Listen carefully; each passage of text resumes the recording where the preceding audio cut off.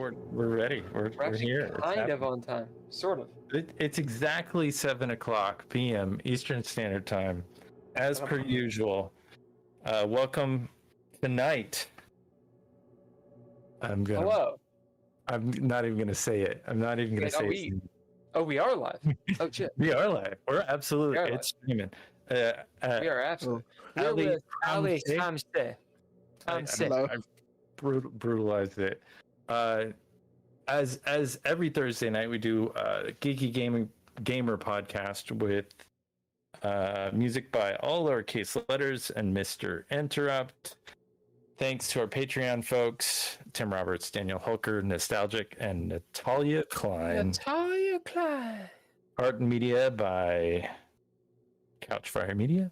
And Trois Replay Productions brings us all that lovely content that we love so very much. We love the content. It's the Geeky Gamer podcast. Yeah. Holy shit. We've been, what episode is this? This is 17. 17 with Ali. Oh, hello. Khamseh.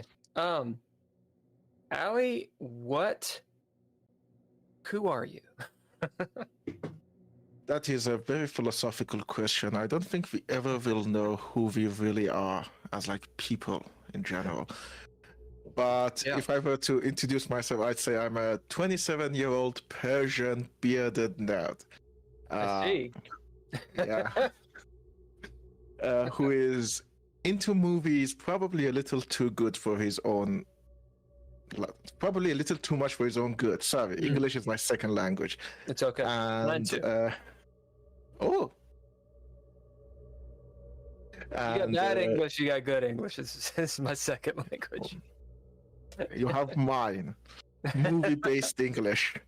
I learned to speak English from movies, which is why I pronounce things weirdly, because in my head, I'm trying to imitate Jeremy Irons in like Die Hard with a Vengeance or Damage or Dead Ringers. Yes. Up here, I'm very dignified. Yeah. Down here, not so much. But I am from Iran. I work as a writer, director, occasional actor. I'm studying cinema for my master's. I very recently, like a month ago, finished production on a short movie, and I make YouTube videos as well for anyone who likes to see videos about stuff nobody cares about. Oh yeah, I know how that is. I was watching your YouTube earlier today, and I found it to be very enlightening. I haven't seen any of your films, and I definitely hope to at some point to have some access. But I did enjoy a little insight on what's going on at the AK-88 studios. Where are you right now, Ali?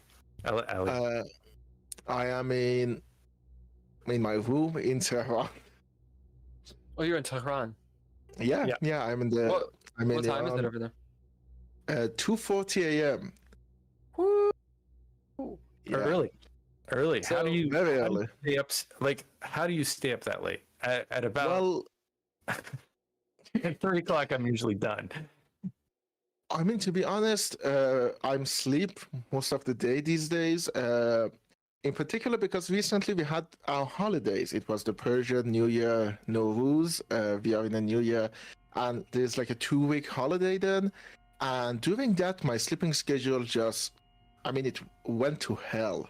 I sleep at around 7 a.m. I wake up at around 6 p.m. I'm sorry. And then I work through the night. Sadly, I have to work very quietly not to wake up the other residents of the house, which means I can't do a lot of stuff.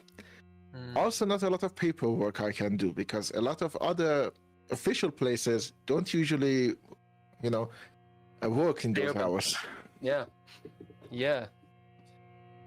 I feel that I am a night owl as well, right? So you have a lark, right? Who those are the people that get up in the morning. Crazy people. You got night owls. And that's definitely a thing. Once you get into like the serious night owl life, like you're right. Like to go mail a letter, you can't do it because it's the traffic is there, whatever. But that's enough of my blathering. We're interested, obviously, in literally everything you just said, because we don't know anything. We're very ignorant. Okay, you said Iran. You said you're doing a master's of cinema, and you have just finished a short film. So obviously, finished the production of a short film. I haven't started the post. I see. So, if you wouldn't mind, before we get into the nitty-gritty of this stuff, fuck that, we're gonna get right into the nitty-gritty of this stuff. Yes, that's the best way. What's it about? How'd you shoot it? Ken's got a whole bunch of questions because Ken's the director as well. Well, it's a quasi-horror film. It's about a man who has a monster in his yard, and the monster keeps exercising more and more control over the man's life. I'm not going to spoil the ending, but that is the gist of the movie.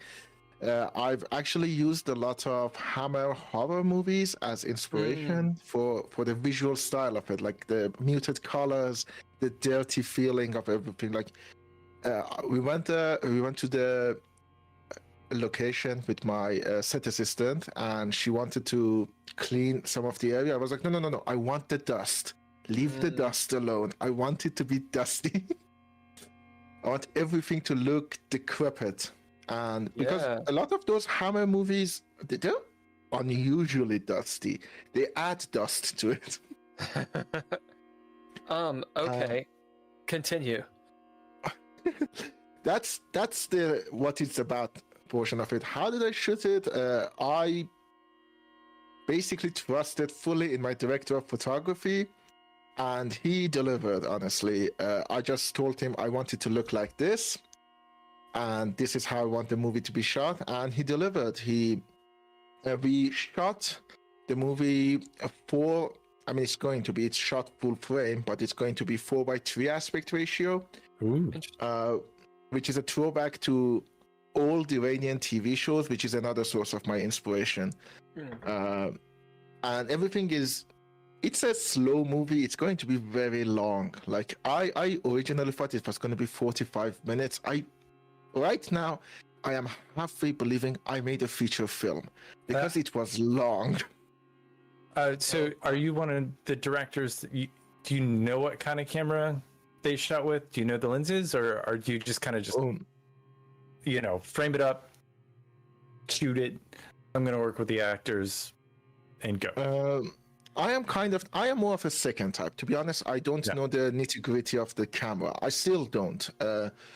Mostly because this is me being lazy. I don't have a lot of interest in camera specifically. Like, for me, I like working with actors much more. I can work with actors much better than I can work with the camera. But I know we used I think Red Komodo. We shot the movie in 6K, which was a stupid decision. It was a stupid, because most of the movie doesn't even need to be in 6K, but we did it. But you can. It doesn't matter what you do. You can crop in. I mean, that's the magic. Exactly. You can. You just point the camera in the right direction, and it's fine. Exactly. And the thing is that it's 1.5 terabyte of file. Like, I don't have that space. It's massive. How do you find your actors? How do you go about casting a film in Iran? I mean, to be honest, there are places, like there are acting schools which you can go and ask them, can I have a list of your graduates who, because usually they ask their graduates, do you want to be on the list that we can give people? And there is one way of doing that. There is another way, which I was originally going to do, is that you go and see theaters, like local theaters, student theaters, and see which of the actors are better, and then contact them directly. The way I casted my movie was I had worked with an actor in a play reading when I was occasionally acting. We did a play reading of Uncle Vanya. He was Dr. Ostrov. I was Alexander, the old guy, Seberyakov. I remember the name. And he was a great actor, and I basically asked him, do you want to be in my movie? And for the other roles, one of the roles specifically, I actually wrote for one of my classmates because I wanted him to play that role. So I went in knowing, his name is Ahmed. Ahmed is going to play that role. I'm going to write it for him. I'm going to use his mannerism. He's a very calm individual. So I was like, okay, the characters needs to be calm. And another one of the actors we just found, honestly, by chance, we just did an ad in a social media site, and he came and said, I'm an actor, I can work with you. And he was pretty good as well. And so it's a horror film, and you know, spoiler alert and stuff like that. How do you find that? Because horror is a difficult genre. How do you scare? Like, what do you do to scare an individual? How do you scare your audience? Honestly, I don't think anyone is going to be scared by it in the sense that it's not going to be like, oh, I'm scared. There is no adrenaline rush. You know, I don't have a jump scare in it, to be precise. I think the horror comes from the way that those old Hammer horror movies came, is that, or in particular, the kind of horror I love is most subtle ones that you think about and become scared.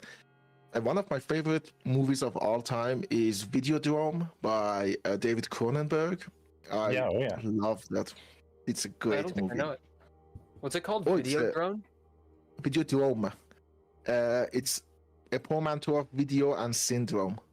I see. Videodrome. It's great. It stars certified crazy person James Woods, and there was a scene in it. That's right out of the 80s, right? Oh yeah.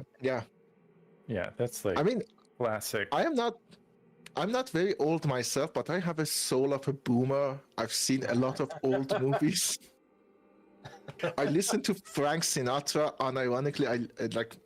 I'm in the mood for music. Let me listen to Frank Sinatra or Beatles. Oh, I don't like these new songs. I'm gonna go listen to, I don't know, Louis Armstrong play his trumpet. There's nothing wrong with that. You might actually like some of. Have you heard of Trauma? Oh, the like Citizen the Trauma movies. Yeah. Avenger. Yeah. So I've worked with some of those guys. And some different films. So like I kind of get a little bit of where you're coming from with horror. It doesn't necessarily have to be, and I'm not saying that that's the style you went in, but certainly the suspense. You said it's a long film that you've created. You know, the horror. Have you ever seen like Jennifer Lynch's Boxing Helena? I haven't.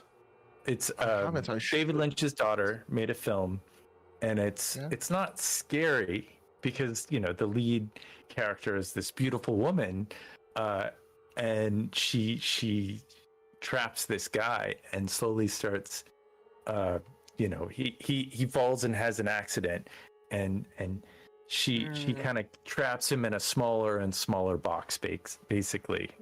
It's such a wonderful suspense, really long scenes, but it's like the scariness is in your head, you know. I completely get that. Again, that's the thing about Videodrome. One of the scariest scenes for me, I'm sorry, it's a massive spoiler, sorry about that, but it's an old movie. I mean, you can spoil 80s films at this point. Yeah. That's fair. It's James Woods with a gun that literally is connected to his flesh. Like the gun is, it's part of him. He puts the gun to his head and says, "Long live new flesh." And well, that scene scared me beyond belief, because the more I think about it, it's like, oh, how does it feel to lose yourself so much to a concept? Here, it's literally like new flesh. It's a sci-fi concept. But how does it feel to lose yourself to the point that you're willing to do that? And that has been the most interesting thing about horror to me. It's all of those personal connections. It's that's the hope that's what I'm hoping to achieve with the movie as well. I want people to think, oh, how does this person does these things? And you realize that it's actually much easier than you think. If to quote the comic book that Alan Moore hates that he wrote, all it takes is a bad day. I've heard of that one. What is that comic book? The Killing Joke. Oh, the killing. Oh, like the band. It's the one where Joker kills Robin. Yeah. Oh. No, that's not it. No, that's not that. It's the one where Joker shoots Barbara Gordon and takes Commissioner Gordon to the carnival ride, and we learn Joker's backstory. It's the only kind of like quasi backstory.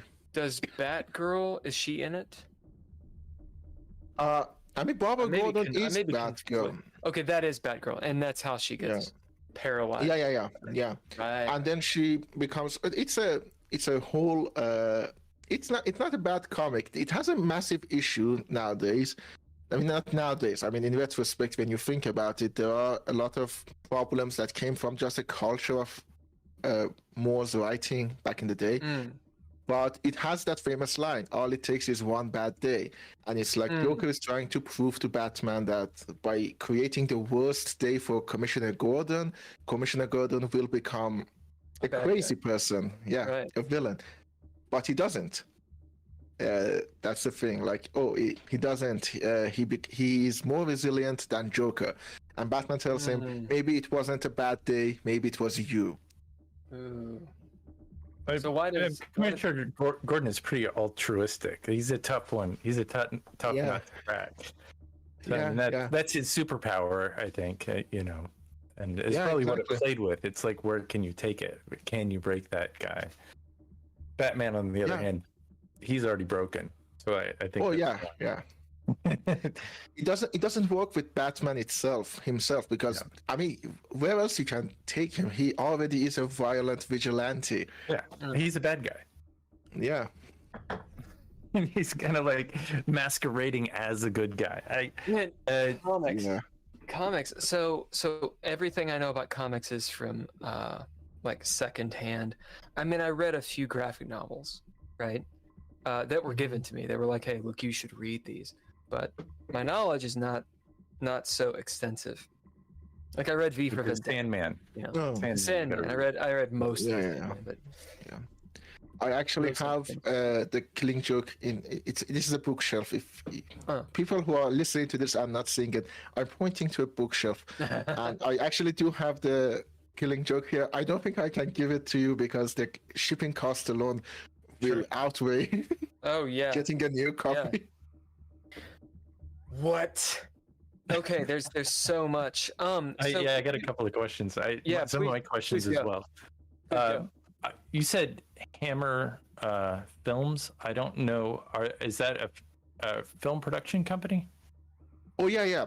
Hammer Productions is a old British company. They made a lot of horror movies back in the late 50s.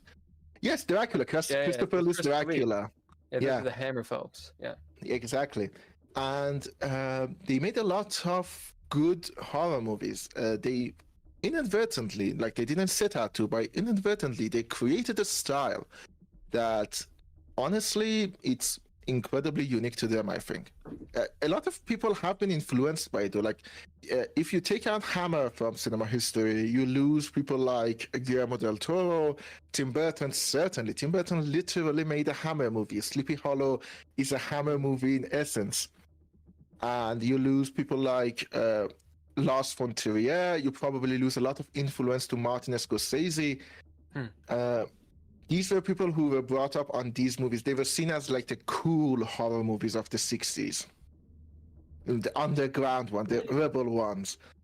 And They are actually incredibly good. Like one of my favorite ones is The Devil Rides Out. It's not even a Dracula movie. It has Christopher Lee in it and Charles Gray. It's about Satanists, and it is incredible. Like how the movie looks, it is goofy. Like it's not going to scare you, but it has a style. Like I think it's pretty hard not to get sucked in by that style. Most of what I know about that stuff is from Christopher Lee interviews, because I don't come at it from a director point of view. I come at it from more of an actor point of view. And I was interested in why a guy like Christopher Lee would be in those movies. Because, I'm coming at it from backwards. I'd never seen them and that sort of thing. And that's where I learned about it. He obviously really respected it at the beginning. I think they may have become something else later on. But, yes. But I don't know that definitively. Like, anyway, tell us more. You clearly have your roots in directing and have a lot of history and knowledge about this. I mean, to be honest, I think my roots are more in writing, because even before I knew I was going to become a director, I wanted to become a writer. I wanted to become a novelist. And then I watched The Good, the Bad, and the Ugly, and it was like, nope, fuck that. I want to do this. I want to do what they're doing. Because honestly, and this is going to be controversial, I believe all art is subjective. All art is great in their own place. There are things a book can do that a movie can never do. But I want to find a book that can do the Mexican standoff as well as The Good, the Bad, and the Ugly does. The last 5 minutes of that movie. Yeah, because it's forever. It's like You like the spaghetti western, Oh yeah. I love spaghetti westerns. Actually, my master's thesis is going to be about spaghetti westerns, because I love them so much, honestly. Do you have a particular film that really calls you outside the? I mean, The Good, the Bad, and the Ugly was a pretty major film, I think. All right. Yeah, It's okay. Actually, it's my favorite movie of all time, The Good, the Bad, and the Ugly. But Once Upon a Time in the West, for Exactly. more dollars more, The Big Gun Down. Yeah, the big. There are if I want to say a couple of directors whose works I think everyone should kind of be familiar with if they want to go into spaghetti westerns, it's the three Sergios: Sergio Leone, Sergio Corbucci, Sergio Solima. They made a lot of great movies together.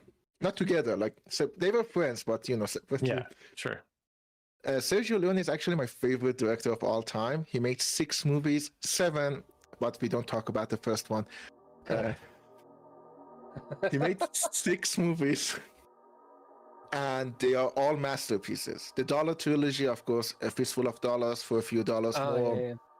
The Good, the Bad, and the Ugly. And then he made Once Upon a Time in the West, which to a lot of people is actually much better than The Good, the Bad, and the Ugly, I've heard. And I can understand why. It's a much more mature film. Like The Good, the Bad, and the Ugly feels like a kid playing with his action figures, but Once Upon a Time in the West is that kid writing about his action figures. And then he made one of his most underrated movies, Docu-Sucker, which has 2 other names, Once Upon a Time, A Revolution, A Fistful of Dynamite. They really tried to connect it to his past works, but it stars Rod Steiger and James Coburn. It's a great movie. And then he made Once Upon a Time in America, and then he died. But and then he fucking died. yeah. What do you think? I had never heard of any of those. Yeah. Oh. What do you think about the way he uses sound? Do you try to use sound in your films similar to that, or because Once Upon a Time in the West, it was the suspense was the harmonica. That's what made it intense. to be honest, there is a few things about Once Upon a Time in the West specifically that I believe, like it shows us the deep understanding that he had of not just the art of movie making, but the business of movie making. Like he wanted Henry Fonda to be the villain. Right, and he's lauded as one of the better villains. There's a list, and Henry Fonda was on it. One of my acting people was just, "Hey, did you know this?" And I was like, "What are you talking about?" Yeah, he is great in that movie as Frank, and it's like he knew that the perception of Henry Fonda is the hero. He's John Ford's hero. He's the hero in Grapes of Wrath. He's the hero in Jesse James. He is the hero, and then you bring that hero in and make it the villain of your movie. And he doesn't disfigure him in any way. He doesn't have a scar. He doesn't have a mustache. Nothing. The same blue eyes, and it's Henry Fonda. It's Henry Fonda as the villain. And I think it shows a great understanding of what people probably thought and how to, break their expectations. And then when you come to the music of it, like, okay, I think Leone would have been nothing without Ennio Morricone, and Ennio Morricone would have been nothing without Sergio Leone. Together, they just, like you said, the opening of The Good, the Bad, and the Ugly, it's iconic because Sergio Leone... Exactly. Sorry. The coyote yell is so great, and it's because Sergio Leone knew how to use it effectively. It is corny. I'm not gonna say it's not like you see it and it's like, okay, this is the cheesiest way to use this, but Shut it's the up, correct Ali. way. Cool as shit. It's awesome. Exactly. It is all of that. Like literally, he throws a gun at the other person, and you hear the coyote yell. He uses it. It's a joke from the movie that I love because every other Western has used it, including Django Unchained and Rango. The last word of the movie, the last line of dialogue is, "Hey Blondie, you know what you are? Just a dirty son of a..." And then the coyote. Yeah. Exactly. So good. So yeah. good. It's By the way, so really quick aside, Ken, I don't know if you heard this or not. Ali, you and I were wrong. I just realized. Ken's shirt is not the Iron Giant. It is a play on the Iron Giant. Did you guys talk about that? We did. Oh yeah. It is not. It is from Hold on, Ken. Let me finish. It's from I, Robot, the actual short stories from Isaac Asimov. Oh, yeah. In that book, the first robot is a giant robot. The thing is, it looks like the Iron Giant. Not the Iron Giant. It's not the Iron Giant. I thought it was the Iron Giant. In a weird way, it actually could be. It probably is the idea, because in that short story, it's the very first short story in the book, giant robot, it's like 30 feet tall or something. It's huge. Saves a little girl. And they think that it's going to kill the little girl, but it actually is saving the little girl. Which is like the Iron Giant. Okay, that's all. Oh, it's because you learned that, to kill the little girl, that goes against everything that robots stand for one. The three laws of robotic. The 3 laws of robotic. First, do you know the 3 laws? You cannot harm or allow to be harmed a human being. Yeah. That's first. Yeah. The second is you cannot willfully harm yourself as a robot. Unless it interferes with the first rule. Right. That's the thing. It always harkens back to the last rule. Which is that programming, and that's why the movie sucks. Oh yeah, but the movie is not. The movie's not. It butchers it. It's not the book. I know. That's the thing. The movie is It would be a good story. It's just it's the same. Okay, I'm gonna go on a rant. We're not gonna get into my rants. My point was, for anyone listening to the beginning of this podcast, now we see that it says iRobot, and we know the reference. That's it. We have our street. Back. Well, to be honest, it still looks like Iron. Like if I, the Iron Giant looks like that. Yeah. They probably used that as an inspiration for the Iron Giant. I mean, Definitely. Had to. Had to. As AI moves forward, everything will look exactly like everything else. There's going to be no difference. Everything will just kind of blend as one thing. Yeah. There is a thing I actually hate. Like, speaking of horror, there's a thing I hate in that all the new horror movies, they look so polished, and I hate that. You mean like A24 films? No, not no, I'm talking mainstream, like studio movies, mainstream. like Universal. Like, fairly recently, I watched, sadly, I do not recommend it, I watched The Last Voyage of the Demeter.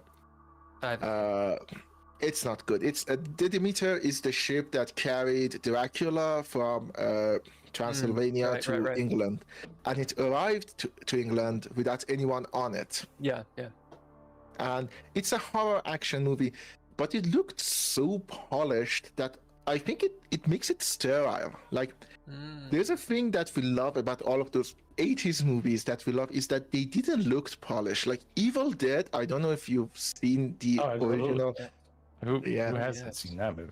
You can't not see that movie. Yes. Exactly. I don't know.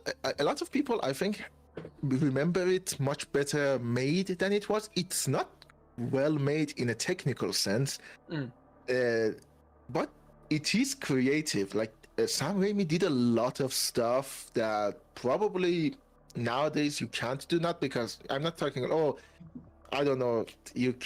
Just because they won't give him money to do that, because it is experimental. You to use camera in that way to make the movie looks, to make the movie look so gross and dirty, and it lacks polish, but that's what makes it unique.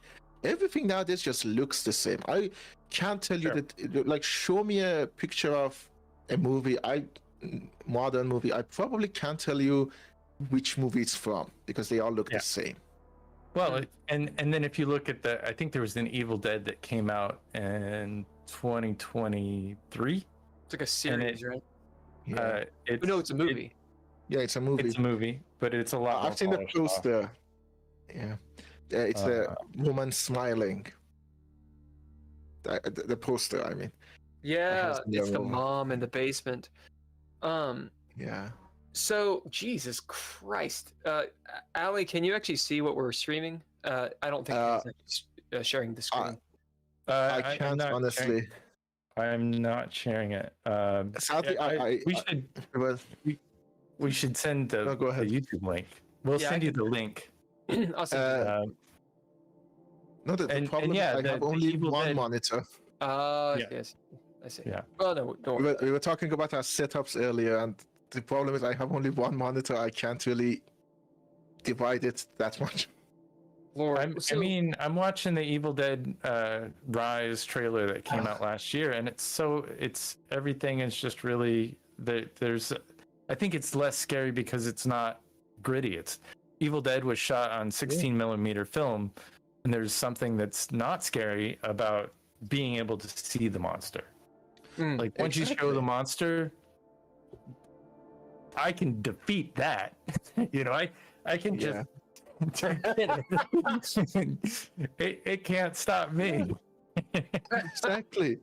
I got a question for you, Ali. A couple things. One, it seems like maybe one of your focuses is horror, and I would like to investigate that as to why. And we've had a few people on here that have talked about horror. So I'd like your opinions on it and where you come from. The second thing I wanted to ask, how are you funding your films? Because it sounds like the camera that you had is a pretty good camera. And it sounds like you have people that help you. So I know there's two completely different questions, but I'd like to put those in the world. Oh, yeah. Well, first of all, for horror, I think there are two genres in particular that I believe can talk to our most basic instincts. They're comedy and horror. And horror, I feel like everyone who makes horror is a fascinating person to me because whether they want it or not, they are showing something of themselves, and that is true of me of the same, because you can't make horror without being scared yourself. Like, you have to be scared of something. Everyone is scared of something, and You guys are. most horror. I mean, I'm scared of a lot. No, I know I'm scared of a lot of things. Genuinely, I have a fear of heights so bad I can't go like on top of the second rung of a ladder. Mm. And I know it's not obvious because I'm sitting and it's a video. I'm 193 centimeters tall. I don't know what that is in feet. Yeah, I'm an incredible, or something like that. Yeah, I'm an extremely tall person, and so I'm living in constant fear of heights. So. Did you say 193? Yeah, 193 centimeters. Have you seen Vertigo, the film? I have seen Vertigo. That's one of the problems I have with that movie. I have that exact same conditions. That movie is not a believable condition of vertigo and fear of heights. What about high anxiety? I've seen I love high anxiety. I love high anxiety. One of the things that. Oh, 6 feet. With shoes, I'm sorry. Yeah. I mean, I have to, because I'm quite a large person, I have to wear shoes with pretty big, like, I don't know, the bottom part of the shoe. It's sole. Sole, yes. Yeah. So, You got thick soles, man. yes, I have very thick soles. That's right. You know, it's hard. It's hard to be. Jimmy Stewart is not like. Every time he starts talking, you just want to give him a hug. Yeah, exactly. That is why the movie that I love from him, obviously cliched enough, is It's a Wonderful Life. And I think It's a Wonderful Life, nobody can do it but Jimmy Stewart. Like, no, bring Marlon Brando to do It's a Wonderful Life, it cannot be done. Yeah, well, he's too dark. He's too dark for it. Yeah. Is it Mr. Smith Goes to Washington? Is that Jimmy Stewart? Yeah. Yes, that's also Jimmy Stewart. That's the one that I like him in. And It's a Wonderful Life. I want to punch him in the face over and over. Why? Because it's so optimistic. It's that too I just optimistic. hate it. I can't stand it. I really love that movie because he's so optimistic. Like, I know it, that's the point. Because I right? like horror. Yeah, that's the point. Like, it's a movie that no matter how many times I've seen it, and I've seen it probably over 12 times, 24 times, and every time I see it, at the last moment where he says, "Look, Daddy, our teacher said every time a bell rings, an angel gets his wings." Every time What? I cry at that scene. Like, genuinely, I cry. There's actually an old SNL skit that is literally like that. At the end of it, they realize Potter is the person who got the money, so they go and beat him up. Well, that's the thing. Jimmy Stewart in that movie, he's a banker, isn't he? He's a builder, I think. He's a builder. He's a real estate developer, yeah. Oh, I thought he was a banker. Well, anyway. I think Potter isn't a banker. The bad guy is also a real estate developer. He's a slumlord.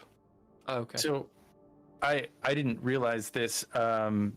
William Shatner, I guess, does the narration on the SNL version of It's Wonderful Life, the lost ending. So, yes. That takes us to the next series of questions we need to get into. Star Trek or Star Wars? Star Trek. Star Trek. Live long and prosper, motherfucker. Okay, so here's the thing. Yes. Here's the thing. I agree with you. I'm a Trekker, not a Trekkie. Yeah. I'm a Trekker. You know, I agree with you. I think that they bastardized Star Trek with Discovery. I think they lost their way. I mean, that is true, but also that is true of Star Wars and like the what was the last one? The Rise of Skywalker, which was one of the dumbest movies I've ever seen. Yeah, like you get into. I know it's a tired argument, but Star Wars is its own thing. Whatever. Yeah. they turned on the fans. With whatever they were trying to do and accomplish and such, it may be a great thing, but they definitely turned on the fans on that. Just speaking, we can talk about it. We can talk about it. What I say is not truth. Oh, we at the very beginning of this show, we discussed that this is all subjective. Yeah. Discovery is awful. Now I know. Okay, the first season of Discovery, I have not seen past it. I have just no interest. I love Star Trek. I like all of the Star Treks. I like Enterprise, except for the very last episode. Well, yeah, of Enterprise. They got canceled. Enterprise is awesome. I thought it was awesome. Yeah, it was good. I love Voyager. I like fucking Voyager. Okay, I like Deep Space Nine, the Dark Trek. I love it. It was good. Discovery.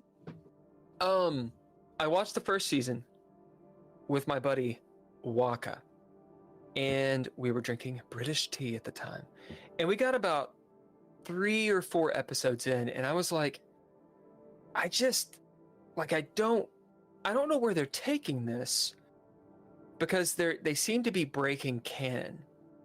And 2 points. 1, I loved the main character in the first season. Michael Brennan. Yeah, Michael was. She's awesome. She's awesome. Now, I will say the whole time I was sitting there like, you guys have the Federation all wrong. They're not they're not a dystopia. I mean, you can say they are, and they play with that, ad nauseum in Star Trek Next Generation and Voyager and Section 30, whatever, 33 or whatever the fuck it is. My point is, like, they're showing this dark side of them. Michael Brannon, is that her name? Shouldn't be treated the way she is.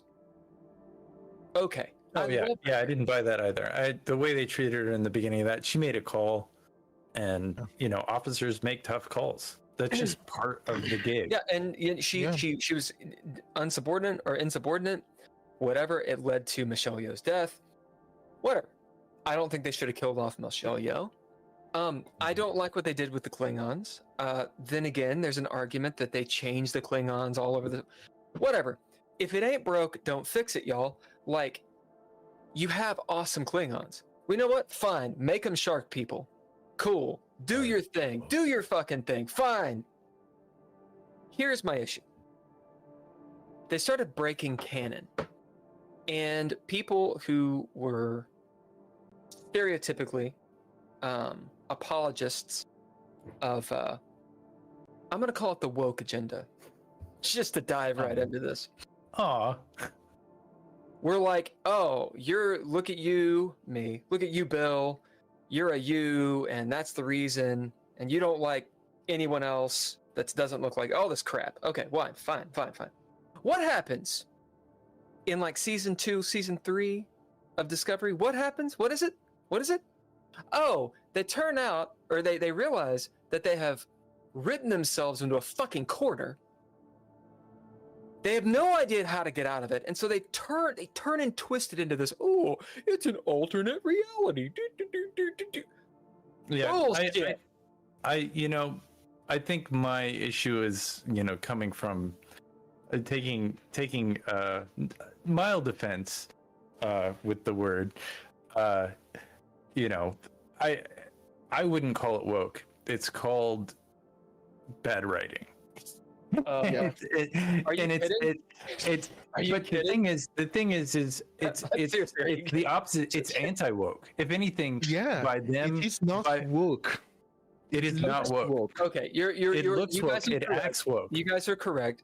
In the original spirit of what woke is, it is the opposite. It is breaking down. You said your thing. I'm going to say my thing. It is breaking down a bunch of stuff that we know and we're already aware of that is wrong, and treatment of people that is wrong. That it should be at this point in time, just that's part of the scenery. It's not something they needed to go into as deeply. And I get that Star Trek is supposed to be a reflection of what's going on right now in this day and age, but I don't get it that we need to be. It's like browbeating. It's not woke. It's browbeating. Ken and Allie, when people who are against being quote unquote woke, when they say, "Oh, that's so fucking woke," that is literally what they're saying. They're saying you're a bunch of intolerant, browbeating fascists who are going to cannibalize yourselves with your woke agenda. That literally is the argument. I agree with you. To be honest, I know what they're saying, but I think they're wrong. Because it's not the woke agenda that's killing Star Trek. It's actually, if I were to say, there is the same thing happened to another show, like eerily similar, Doctor Who. And a lot of people were like, "Oh, it's a woke agenda." I'm like, yeah, the doctor that literally talks about the importance of holding up capitalist institutions like Amazon is woke. You're right, because she's a girl. Okay.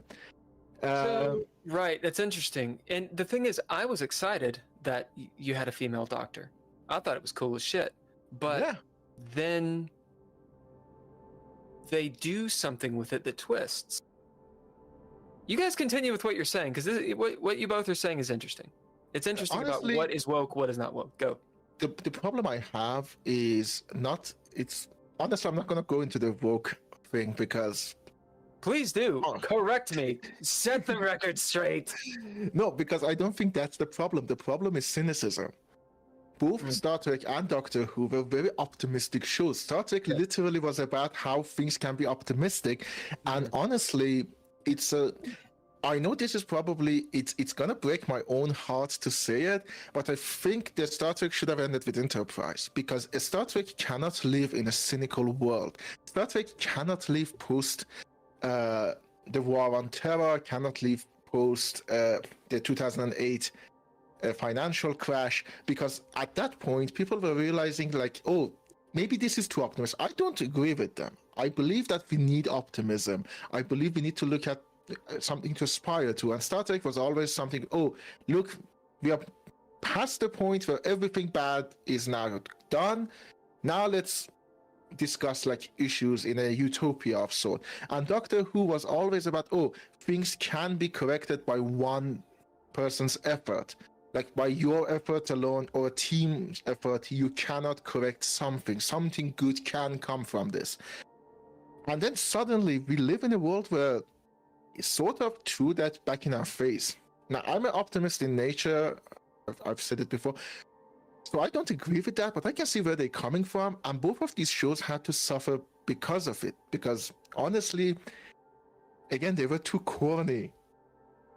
They were. Yeah, it was cheesy. Yeah. Star Trek. Yeah, Star Trek is a great show, but it is very optimistic. And honestly, after a certain point, a lot of people are like, okay, are you going to tell me things are going to be good? I'm going to punch you in the fucking face. Yeah. Because look at the shit we're in. And I think that's where a lot of misunderstandings came from. Like, people saw Star Trek and thought that, oh, it's not talking about the issues, but it's like, no. What issues?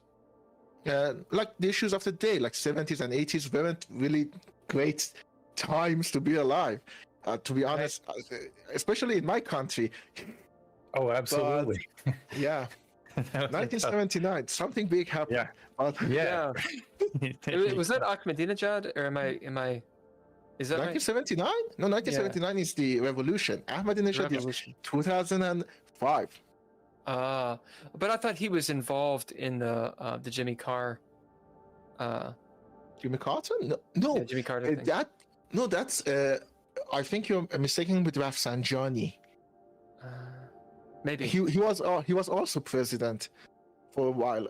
Actually, no, I thought Ahmadinejad was one of the people that helped kidnap. I may be just showing how ignorant I am right now. No. He was a. Okay, here's the thing. hostage. You're talking about the hostage Yeah, situation. yeah. I think, yeah. The hostage situation was done by a lot of university students, and Ahmadinejad was probably a university student I at think that he point. was. I think he was. Yeah. I'm not 100%, but I think so. But in speaking with Jimmy Carr, like personally dealing with Jimmy Carr, I'm saying Jimmy Carr is the British comedian, Jimmy Carter. Specifically, that was Rafsanjani and like Bazargan and people like that. Right. But here's the thing: like Star Trek did talk about those issues, but talked about them in an optimistic way. Like we can deal with them. We can live in a world where, for example, the class system is broken down, but well, there are still. We're going to talk about class issues, but in terms of aliens, so we can remove all of the understandings that we have, like basically break it down to their base level problems and then talk about them. Right. They did that, but they were too optimistic, and I think that's the problem. We are just too cynical nowadays. So and I have a point about this. That's rooted in what you're saying. Star Trek came out in 1960 to 63. No, 66. 66. 60. Yeah. And it was 3 years. Yeah, to 69. So this is at least in America an incredibly tumultuous time, right? And in the world, it's post-war, etc. So you got postmodernism going on, meaning it's hyper cynicism, and you have a very optimistic show. What I'm trying to say is the world is not too cynical for Star Trek. However, the people that are in charge and want to make money might be. Recently, I was speaking with someone who knows, speaking of Star Wars, who knows Kathleen Kennedy. And I said, what's she like? Because I don't like her. I don't know the woman. I don't like her. There's so many things, that make me go, ugh, but I don't really know this person. And I asked this person, I said, what is she like? And this person said, unpleasant.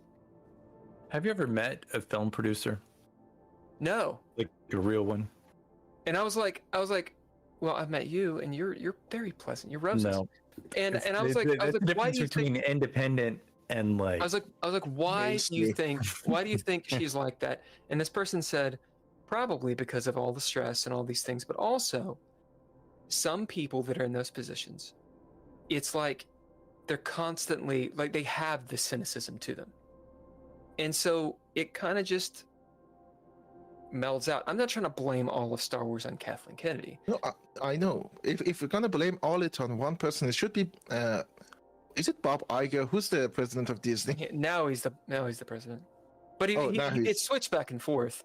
Yeah. During that, I mean, supposedly George Lucas owns like tons and tons and tons of stock in that. So, I'm just saying. I know. Lucas. Lucas ruined it himself. Yeah. He's talking about episodes 1, 2, and 3 did suck, y'all. And, just because 7, 8, 9 blew, it doesn't mean 1, 2, and 3. I think your issue is that you had expectations.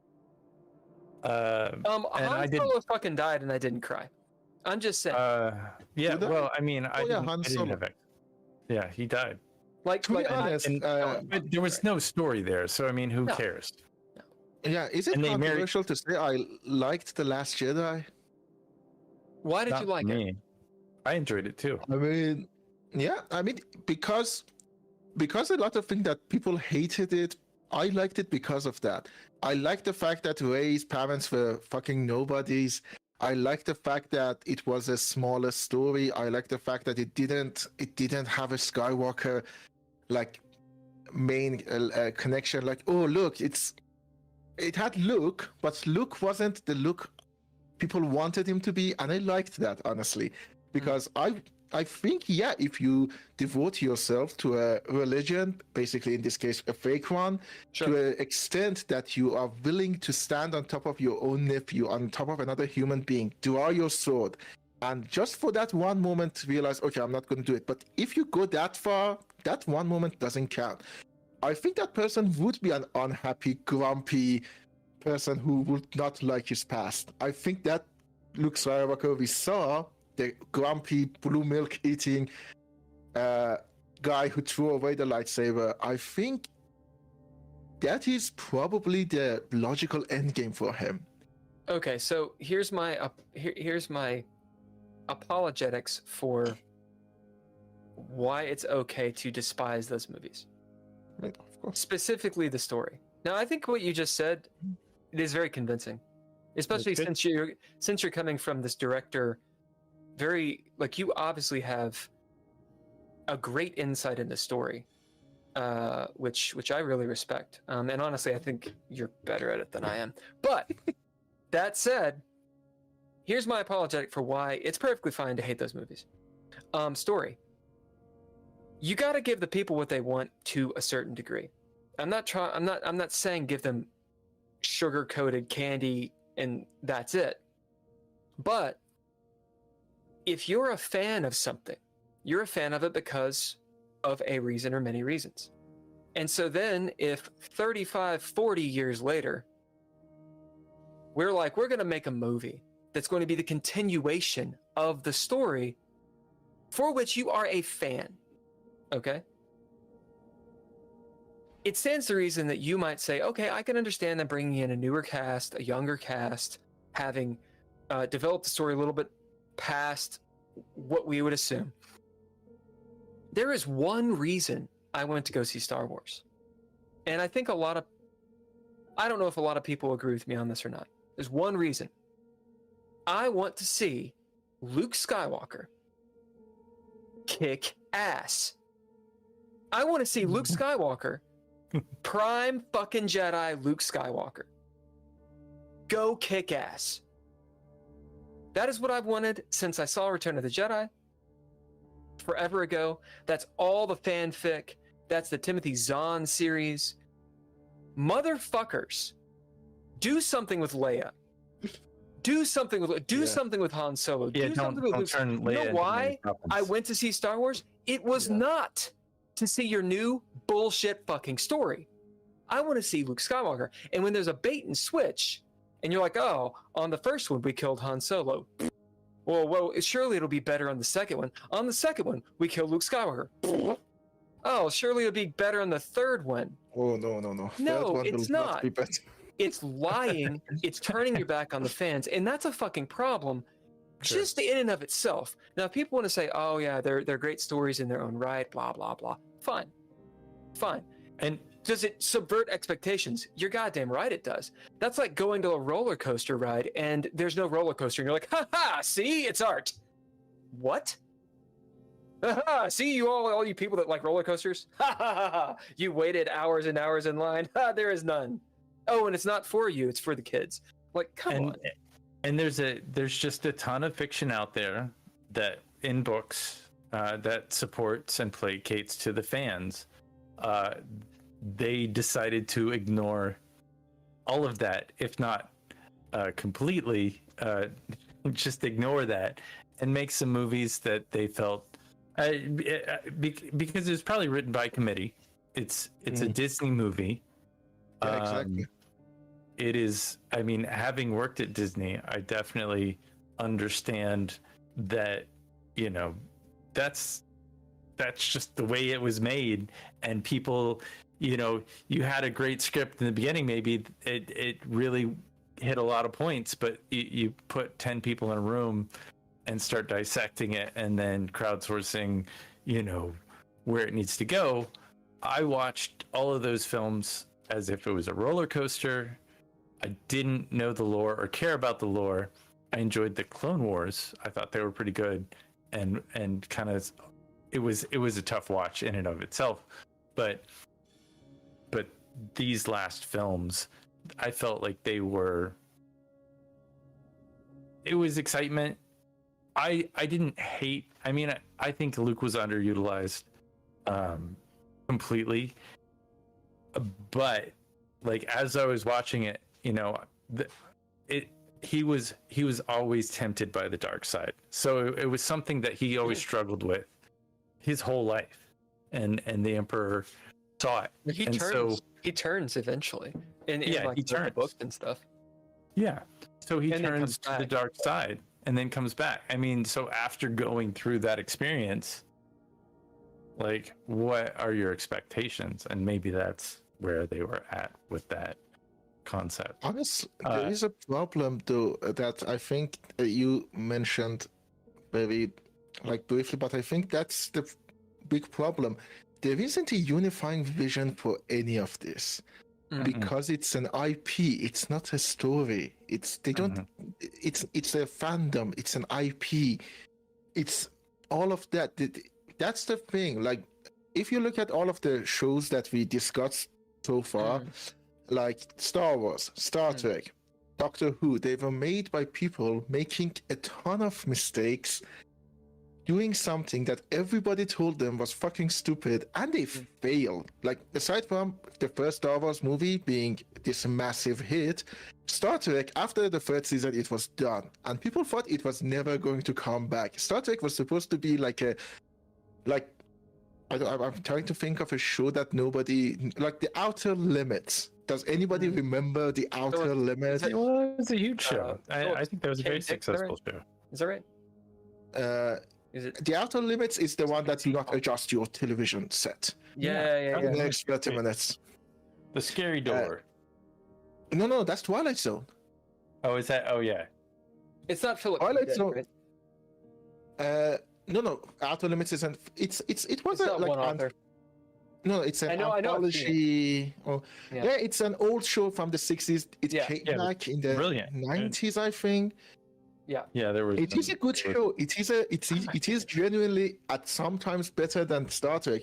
But Star Trek was supposed to be like that. Like, nobody thought Star Trek would come back. And because it made a lot of mistakes, it didn't gather enough attention, and it got cancelled. Doctor Who was cancelled in 80 something. It was the seventh Yeah. Doctor. I don't remember the exact date. It was a tough watch, some of the early stuff as well.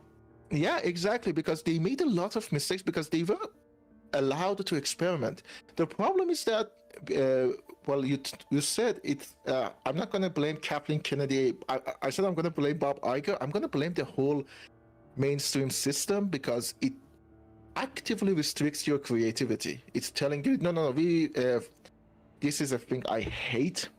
I hate this. What I focus grouped it. It's a product factory. Yeah, exactly. If it was up to me, focus group would be a blip in the history of movie making. It would never see the light of day. Because I hate when they say, we focus grouped it and like these elements are bad. I'm like, Yep.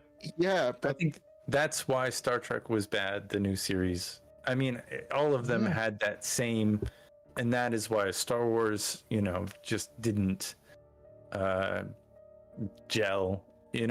I think episode 1 through 3, it wasn't workshopped.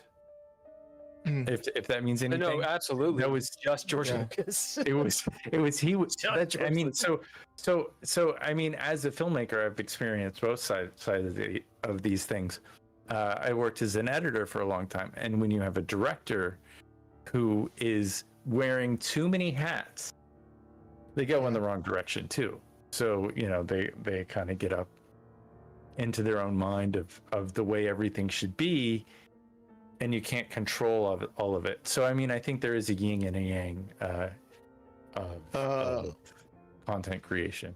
I'm going to be a little bit of an apologist here for Lucas. I'm going to say the 1 and 2 and 3 movies were bad. They were really bad. But there is one thing that really annoys me about them, but I have to give him commendation for, is that I remember them. I don't remember The Rise of Skywalker. I remember Richard E. Grant was in The Rise of Skywalker, but that's because I like Richard E. Grant in general. I remember a lot of the 1 and 2 and 3 Star Wars because it is so bad, but it is unified. It's like one person going mad with power, putting as many bad CGI things as he can. Like, I remember the 50s diner in the middle of, I think it's the Clone Wars. I remember Ian McGregor going to a literal 50s diner in a sci-fi show, and it is George Lucas's madness. I think if you have to choose between the two devils, choose the tyrant director that does everything himself over committee, because personally I think committee will give you sanitized version that you've seen dozen and dozen and dozen of times, which is what makes AI so scary to me. Is like it's just going to regurgitate all of the stuff that we've seen back to us. And on the other hand, you have someone who is a massive, like, weird person. Just let them do so, because they're going to make something at least memorable, if bad, but memorable. Jar Jar Binks is a stain on human creativity, but goddammit, I remember him. Yeah, it's memorable. But it was also it was a different time. That is true. So access to science fiction. There's a lot more science fiction today than there was in the early 2000s. That is true. By the way, And to his benefit, you know, for Lucas to go and tell the story of little Annie, little orphan Annie. He's. Can I say something unrelated? I'm sorry. The Annie movie, the 1981, is directed by John Huston, and I always. It's so weird. Like the guy who directed the Maltese Falcon. Yeah. Around 40 years later, decided, you know what I want to direct actually? Girls singing "It's a Hard Knock Life." It was so good, though. I love that movie as a kid. I love it. Loved I love it too. It was just a brilliant film. But I guess I think the answer to what I was saying about Star Wars is little orphan Annie. When he's growing up to become a Sith Lord, we knew that it was going to be negative. We knew that there was no hope for this guy. He was doomed to become a mass murdering killer. And this was that story. How did you become this big jerk? The thing is it could work. It could work because it's a tragedy, and we like tragedies. Now, should a Star Wars be a tragedy? I don't know. There should be an uptick, something uplifting, whatever that is. You know, something heroic about it. Yes. And I think a way that actually occurred is if you watch Clone Wars, the cartoon, they did an extraordinary job making it and Rebels extremely dark, showing Anakin. They did it the right way, as in it fucking made sense. Okay.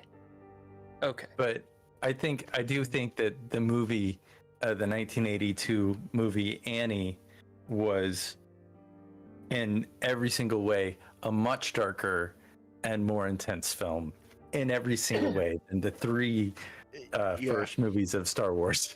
on the chat, Buck Mudd says Jon Favreau was able to sneak in one scene from Mandalorian to give us what we wanted, which was the ending scene of season 2, I think. It was great. He also says Jar Jar basically ruined that actor's career. I'd actually like to see what he could do in another role at all. Yeah, that is the sad thing. Like, this is the thing I never understand. People attack the actors, and I'm like, you do realize, like, do you see the material he was given? Find me an actor who can do that great. Bring in, again, Marlon Brando. Bring in Daniel Day-Lewis as Jar Jar Binks and see if he does it better. Bugmud says, I love the Maltese Falcon. And Soupy says, Outer Limits memories just unlocked. By the way, I was thinking of Electric Dreams, which I kept on seeing on Prime, Amazon, whatever. And it was all these really good kind of like snippets of sci-fi. And that is Philip K. Dick. Yeah. That's actually not a bad show. I think it got cancelled, I think. Probably. I watched the first season, That's another problem. Like, these shows come and go before they can find an audience, before they can find a route. And like Inside Job, I watched fairly recently, the animated show, and I learned about it when it got cancelled. Like, that's when you learned. I didn't know. Yeah, that's when I learned about it. So when I'm watching it, in the back of my head, I'm gonna be like, okay, don't get invested in these characters, because well, that's it. That's it. Yeah, dude. After Firefly, I was like wounded. And Yeah. just it's like, come on. You and a lot of people. And a lot of people. Like, and Yeah. there's some people that didn't like it, and talk about them later. Okay.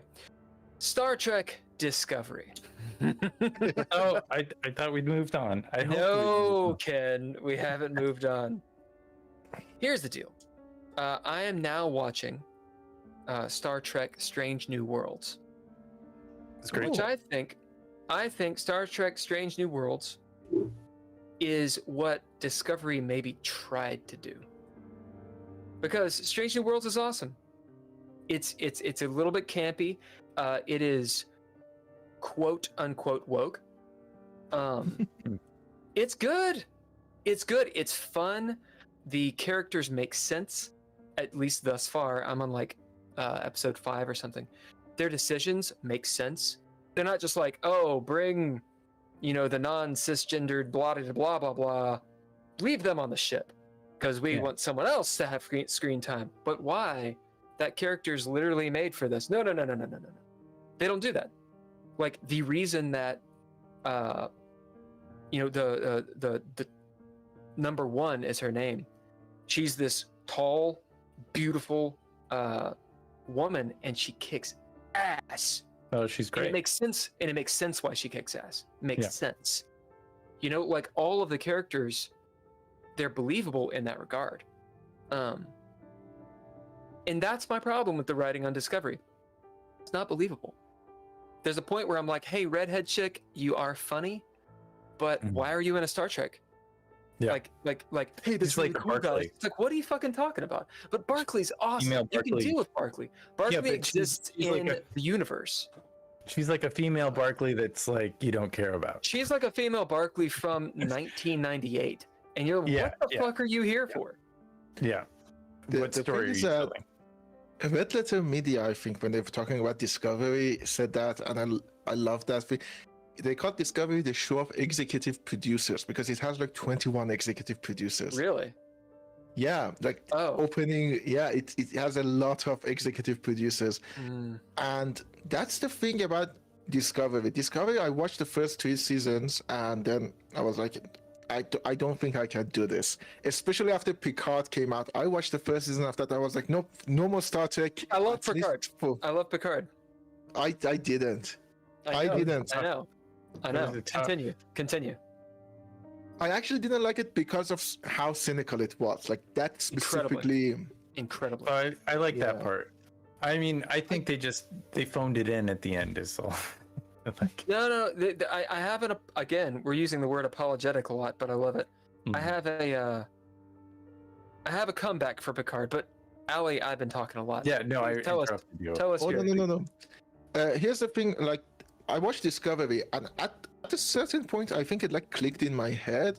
I was like, oh, I'm sorry for saying it like this. There isn't a nice way of saying it. This is all of the dumb Reddit posts I've read about like TNG and TOS. This is all of them. And at that point, it kind of clicked for me that, they're just, they're not interested in telling a story. They're interested in like telling us we were wrong. They want to see, oh, look at it from this way, which is not a bad thing. Sometimes it can create amazing thing. Again, one of my favorite genres of all time is spaghetti western, and spaghetti western came from looking at westerns and thinking, oh my god, these are so dumb. John Wayne is a dumb character because this character is unrealistic. Suddenly you have Clint Eastwood, who is the antithesis to John Wayne. John Wayne never kills for selfishness. Clint Eastwood always kills for selfishness. So it can create incredible stuff. But here's the thing: it came from a place of love. Like Sergio Leone loved westerns. When John Ford died, Sergio Leone stopped production on My Name Is Nobody, he was a I think producer on Tonino Valeri directed that. So he loved westerns. I don't think the people who are writing Star Trek or people who are writing Star Wars, they don't particularly like it, but they're told you should like it. What makes and money? yeah, because it makes money. J.J. Abrams is one of those people who I gladly will punch in the face alongside Zack Snyder and Michael Bay. The please, axis of please. the axis of evil. Yeah, no, exactly. You say it all right there. I'll sign on that one. An agreement. Oh my god. J.J. Abrams single-handedly ruined Star Trek, ruined Star Wars, and ruined Steven Spielberg. Mhm. That's not easy. That takes dedication. But all of it comes from misunderstanding. One of the things I kind of hate, but I think it's very telling, is how Zack Snyder talks about Watchmen. I don't know if you've seen the interviews. Oh yeah. He I've said not that seen the interview. Watchmen is a fantastic comic. Like, it's been overused to the point of death, but it is a fantastic comic. But Zack Snyder, when talking about it, he says that, I thought this was such a cool comic. It had cursing in it. It had people killing each other. And I'm like, okay, is that all you got out of Watchmen? Yeah, right. Yes. Yeah, it's like, I mean, if you got all of that out of Watchmen, I understand how you made the Watchmen movie the way you did. Because it has a lot of cursing, a lot of blood, a lot of violence, and a lot of boobs. Great. Hey, there's no No, it's not a problem. Here's the thing. Even the boobiest movies of all time usually got a lot of have swinging dicks too, but you know. Oh yeah, true. Yes. Honestly, I forgot about that. It had a lot of swinging. I mean, there are a lot of movies that have that, but they all want to, here's the thing that I don't understand. What are you trying to say? In particular, J.J. Abrams. What did you try to say with your Star Trek movie? What did you try to say with Man of Steel, Zack Snyder? I mean, Michael Bay doesn't know how to talk. Like, if he did, he wouldn't make movies like that. But I hate him, sorry. If I hate one person in particular, it's Michael Bay. Oh yeah. Yeah, Buck said hashtag lens flare. That's what he's Oh yeah. my god. yeah. Way to ruin like something that had so much potential. It was so anticipated. Yeah. And then, just keep doing it. Yeah. I mean, I remember that Spielberg did it in Jurassic Park. It was like, oh my god, what a cool idea. Use lens flare. And then you see it in Star Trek, Into Darkness, and it's like, oh my god, just let it. Don't you know how to focus your camera properly? Yeah. And I think that effect, not only like they were like, oh, this is a cool effect, but I think that goes to a point that you made early on. I'm not sure if we were streaming at that point in time or not. It's dust. So that lens flare is added dust. It is whatever those I guess when you're on a big production, you do those ion filters to give depth, to make the it's kind of like putting Vaseline on your lens or something like that. Exactly. I understand that. Here's the thing. I think J.J. Abrams desperately wants to have a style, and yet he doesn't. Yeah.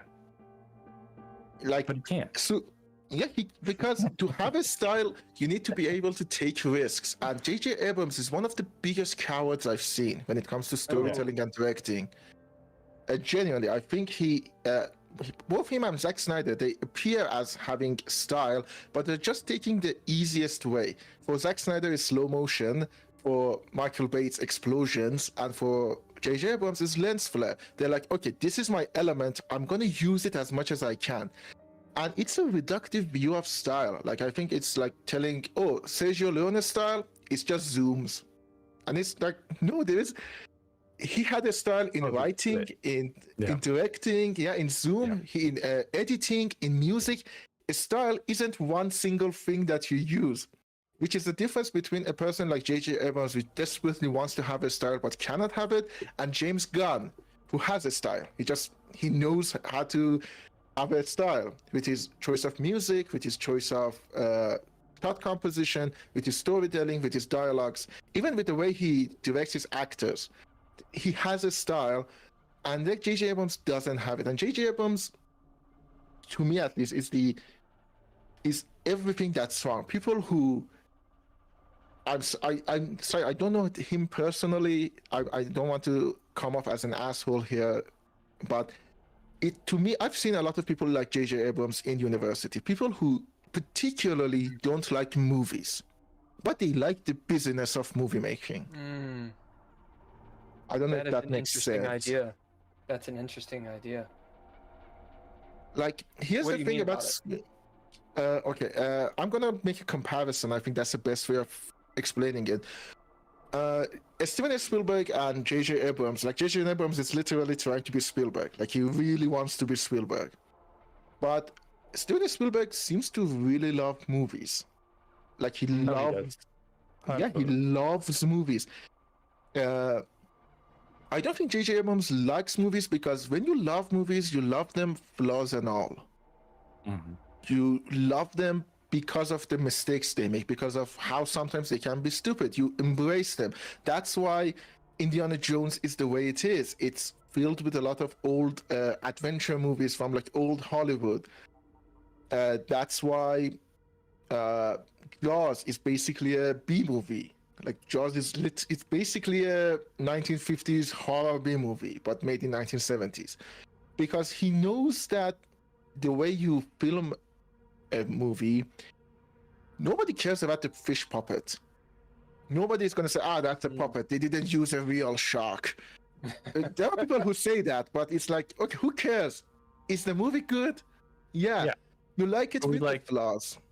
We liked the puppets and Star Wars. We liked those. Exactly. We didn't like the CGI.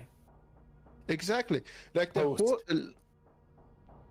horses in the Rise of they were horses in Rise of Skywalker. Am I correct, right? I don't know. I don't know about Rise of Skywalker. I'm not sure. I they were so obviously CGI. Like, they touched them up so much, and I was like, I don't think J.J. Abrams likes movies because he doesn't like them to have flaws, and flaws are what makes movies special. Like, if most directors, I'm sure you've heard it. If you know a director, you've heard it. They think of movies as their babies. Like, oh, I literally gave birth to a baby. Sure. And ask any parents, they'll tell you their babies aren't perfect. They have flaws. Oh, absolutely. As they grow older, they get more flaws. I mean, as a filmmaker, you kind of probably embrace some flaws. If there is an accident that happens on set that wasn't intended, it sometimes, they call them happy accidents or whatever. You get a performance or something that is so much greater than what's written on the page. But that's not the way they make. That's not the way they make movies. They make these movies without flaws. It's like one shot. It's just like a single shot from beginning to end. And you I call it frame fucking. You frame fuck them. Yeah. And it's tedious, and a lot of people get paid to. You're about to go into post production, Ali. In the event you need an editor, I know Couchfire Media might just do it. I mean, to be honest, it's a 1.5 terabytes of file. I can't it anyway. We transfer, baby. Yeah, 1.5 terabytes. It would take a long time to upload to the internet. Probably, I used to do when I worked for Disney, India did all our animation. Oh. So we had to send. I'll be right back. Continue. I worked on Disney's first Red production. Oh. The Red camera. Yeah. It's like a fancy, expensive camera. Anyway, I know. The dream of every director of photography. So this was like probably 2007, 2006 maybe, and we were sending these files to India via the internet, and my job was to take the edit and send as little of the file as possible, you know. Oh. So we didn't have to send everything because it took so long to get it there and back. So it was streamlining that media to where it could be sent back and forth. That's very interesting. Those are the little stuff that you don't really think about it when you're watching a movie, but when you're like on the other side of it, it's everything you constantly think about. Yeah, like how do you facilitate each? Yeah, exactly. Like one of the things I never thought about before the production of the movie, but then I found myself thinking about constantly is, okay, how long does it take to transfer the files so I can send the equipment rental person home sooner so I don't have to pay him as much? Oh yeah, no, I Because for each overtime you have to pay them. And yeah, I mean, my movie got massively over budget because of miscalculation. We had 4 days of shooting, turned into 5 days, and well, you know, I'm sure you know, for each added day, everything just got out of control. It snowed for 4 days, and yeah, wow. it's Which honestly, it really did help my movie. Like did it? My It movie, helped? yeah. Because my movie had a colder feel to it. I wanted a very cold feeling. Sure. So it obviously snow really like dimmed. We didn't have the problem of, we need to shoot from like 3 p.m. to 5 p.m. No, because it was snowing all day. So it was like whenever you shot, it's whenever. Yeah. So it was consistent from morning to evening. That is Exactly. that's really wonderful to have that kind of consistency and control. I love cloudy days. They're my favorite day. I don't want to see any sun. No sun, no rain, nothing. I don't want it to change at all. My biggest Cloudy issue days are great. Yeah, there's the best day. Cloudy, dreary, cloudy. Let more clouds the better. Just no rain. It is raining that sounds like a good and exposing for snow. I haven't shot in snow in a long time, but I remember shooting in snow a long time ago, and getting the exposure correctly was always a difficult thing because it's so bright. But I think the sun was out, and you get so much more latitude, and it really lucked out that you got some snow and it was cloudy. What a beautiful! I hope to see your film. Thank you. I hope it's if it ever gets to a point where I'm happy to share it with other people, I will definitely send you a link. Now, do you have any of your films? Are there links to any of your films that we could see? I know that you do podcasts and stuff like that, but okay. I do have a few movies. They're student films. Like they're not the best, and the biggest problem is they're in Persian. Like all of them in Persian, and they're very dialogue based. So that's the biggest problem. It does not like YouTube. I have to subtitle that stuff, right? Yeah. No, I have to put the subtitles and they can translate it. Yeah. I have to just do it. It's one of those things that is like I have to sit down one day and just do it, but I haven't done it yet. I don't know if it's a thing. I would assume it is, but if you're using Adobe Premiere, it probably has a Farsi setting for captions, for generated captions. Oh yeah. It does. I mean, it would be wrong a lot, but it can give you a basis. Oh, no, generating? You mean? Yeah. I thought you meant for me writing it myself. No, that's exactly what I mean. As in, like, it'll just do it. Oh yeah. It will potentially do that. I think. I don't know. I have to honestly test. To be honest, all of my student films actually, especially this, including this one that I made. I've done the rough editing for all of them, and I just want to say something. It's an editing joke that I think only editors will get. For the first time I ever edited was the movie, one of my first movie ever was Off with the Zen. That was the name. It was about Hammer horror films. I played a trans fisher. I shaved my beard fully for it. So if you want to see this without beard, You have to see that. It's on YouTube, I think. Yeah. It Oh is. yeah, absolutely. I would love to see it. I will. Is it on your YouTube channel? The AK88.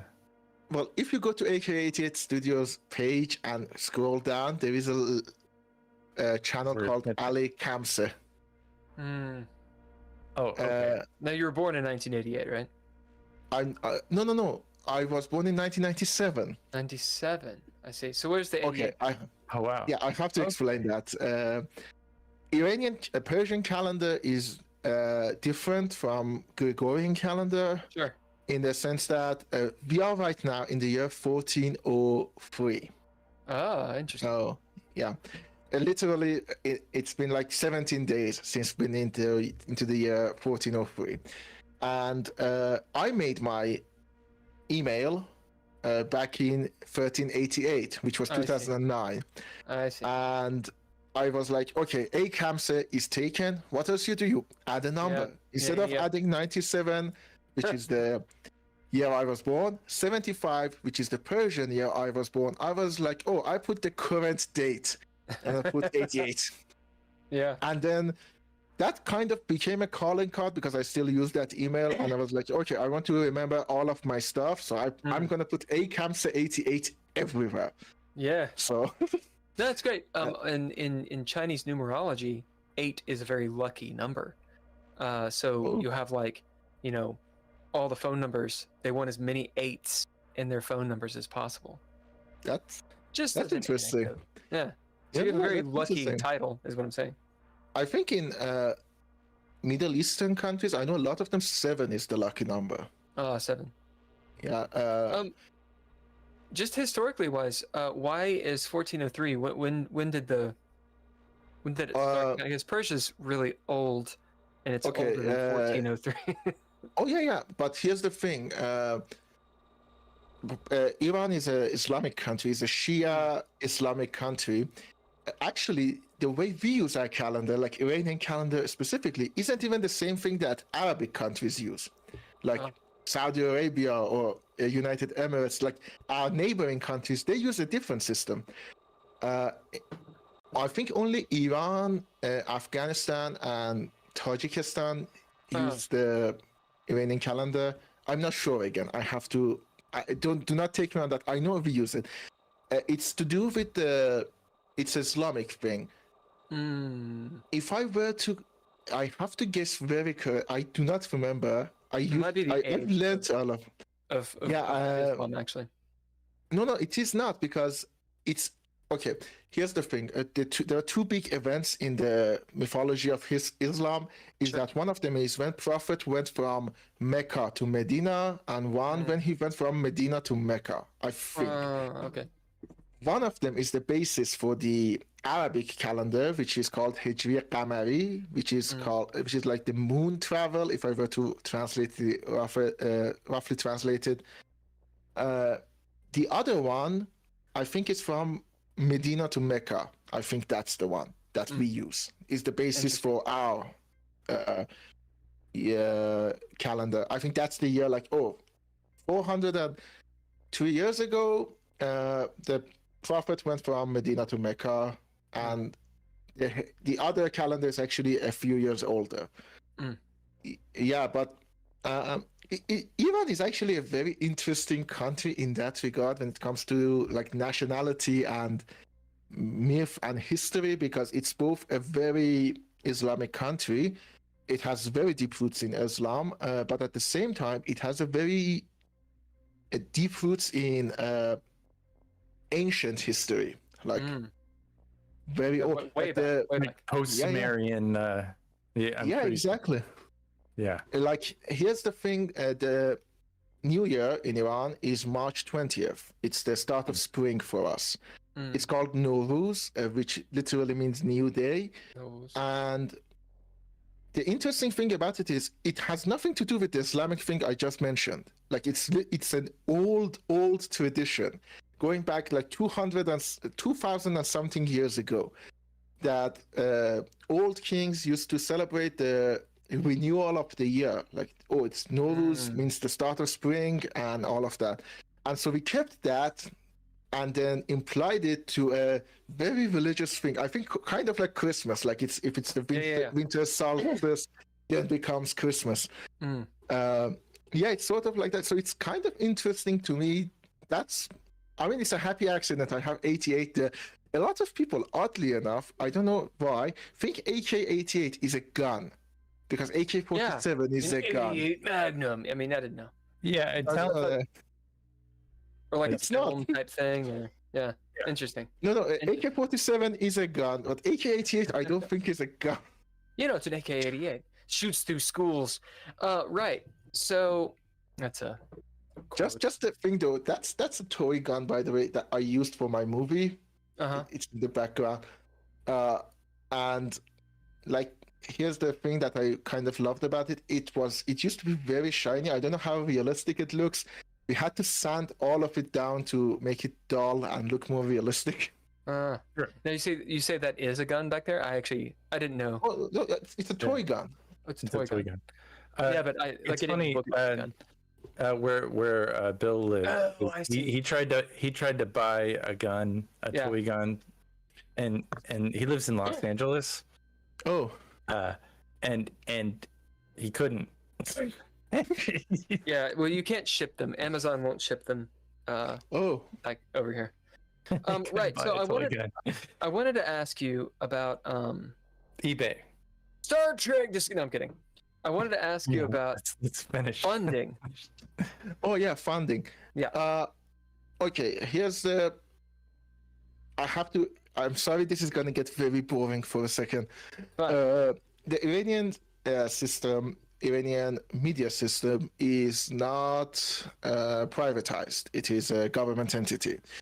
And so any big movies have to have a little bit of funding from the government, because otherwise you just don't have that big of a fan base, you don't have that big of a profit margin to actually create a privatized sector.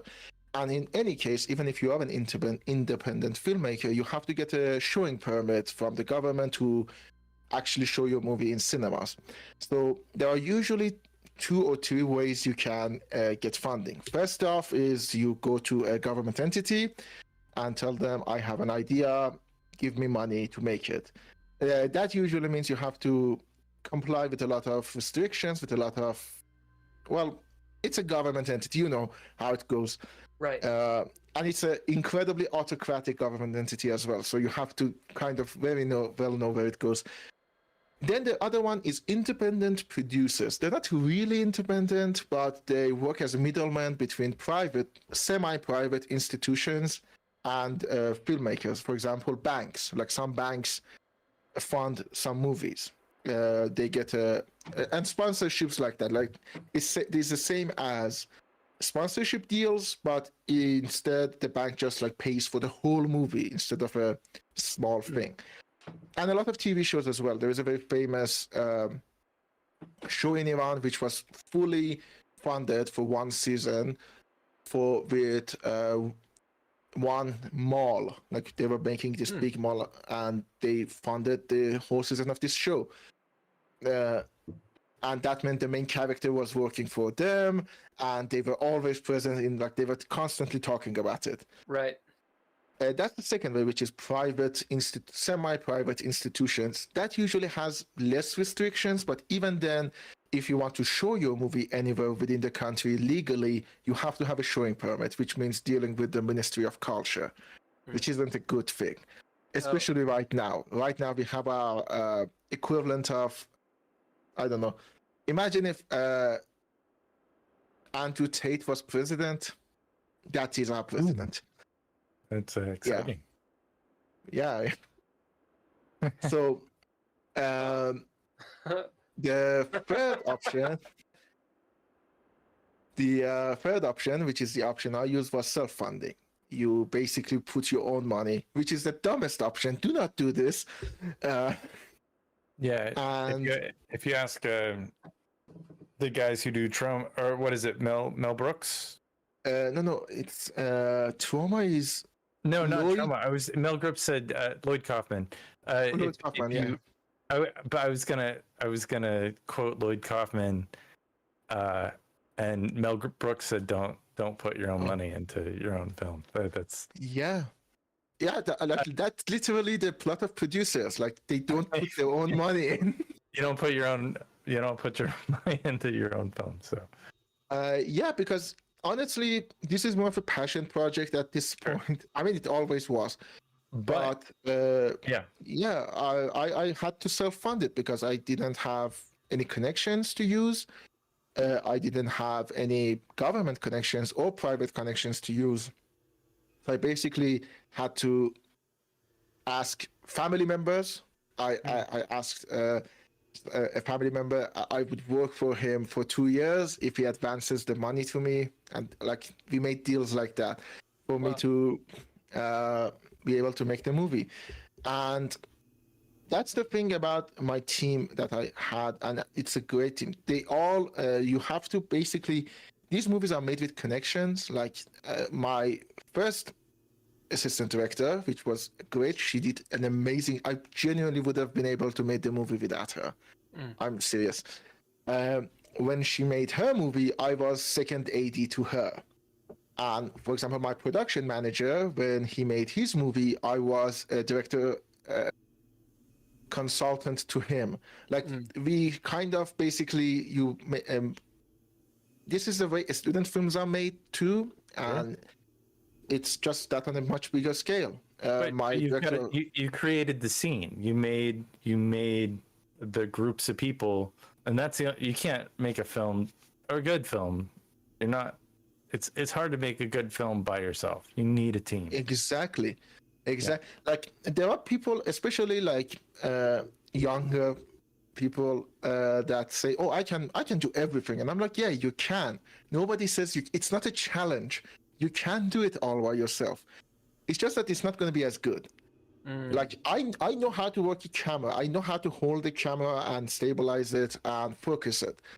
But I don't know how to exposure it properly. I don't know how to light it properly. I know how to use a microphone. I showed you myself, but I don't know how to edit audio properly, which, you know, if you watch my videos, they're horribly edited. Yeah, the levels are kind of like here and there, but it's interesting content. And I think that goes a long way to content creation. If you are creating something that is compelling and your story is interesting, that, you know, and you're saying something, you know, that definitely goes a long way. It does help to have production value and money and stuff like that. But I've been telling Bill over and over again, you know, he's like, I don't have a fancy camera. I'm like, well, you got an iPhone. Yeah. What else do you need? You just need to make it. And if you can move one person, you know, that one person might be an investor in your next film. If you can convince your friends to help you make the movie, that is so important. I did want to ask you about, is there an independent film scene at all? Do you show the movies anywhere, or do you have to go through you know, government? Well, I guess you can show it at home with your friends or something. Yeah, exactly. Here's the thing. There isn't an independent scene in the sense that if you want to sell tickets and get money from it, you can do it illegally. Like, literally, nobody can stop you there. It's a crime. Well, it's a crime. I mean, the goal is to not go do any if you want to do it legally, no, you a can't. Legal thing. You can't. Yeah. So there are no film festivals that the government or something is set up that you can submit to? There are film festivals. There are short movie festivals. There are long movie festivals. But the thing is that some of them also have their own draconian laws for which they have to comply with the government after all. Sure. And I mean, whenever the movie is done, I'm gonna send it to everything that I can. Sure. I'm gonna, if they don't accept it, I don't care. I will send it next year again. I was no, accept it. Maybe this year the person in charge is a little bit kinder. It's like, okay, you broke some rules, but we're gonna let you slide. Sure. But like there isn't any way to make art in Iran and want to show it legally and not have to brush shoulders with the government. Sure. A lot of people have tried. There are many directors, many great directors like Nasser Tarwai, who haven't made a movie in like 2 decades because they don't want to brush shoulders with the government, and they're not willing to compromise. And there are some who do, like, they want to compromise but not too much, and they get destroyed. My movie cost around, I'm not going to say the exact number, but there is let's imagine it's cost 100 units.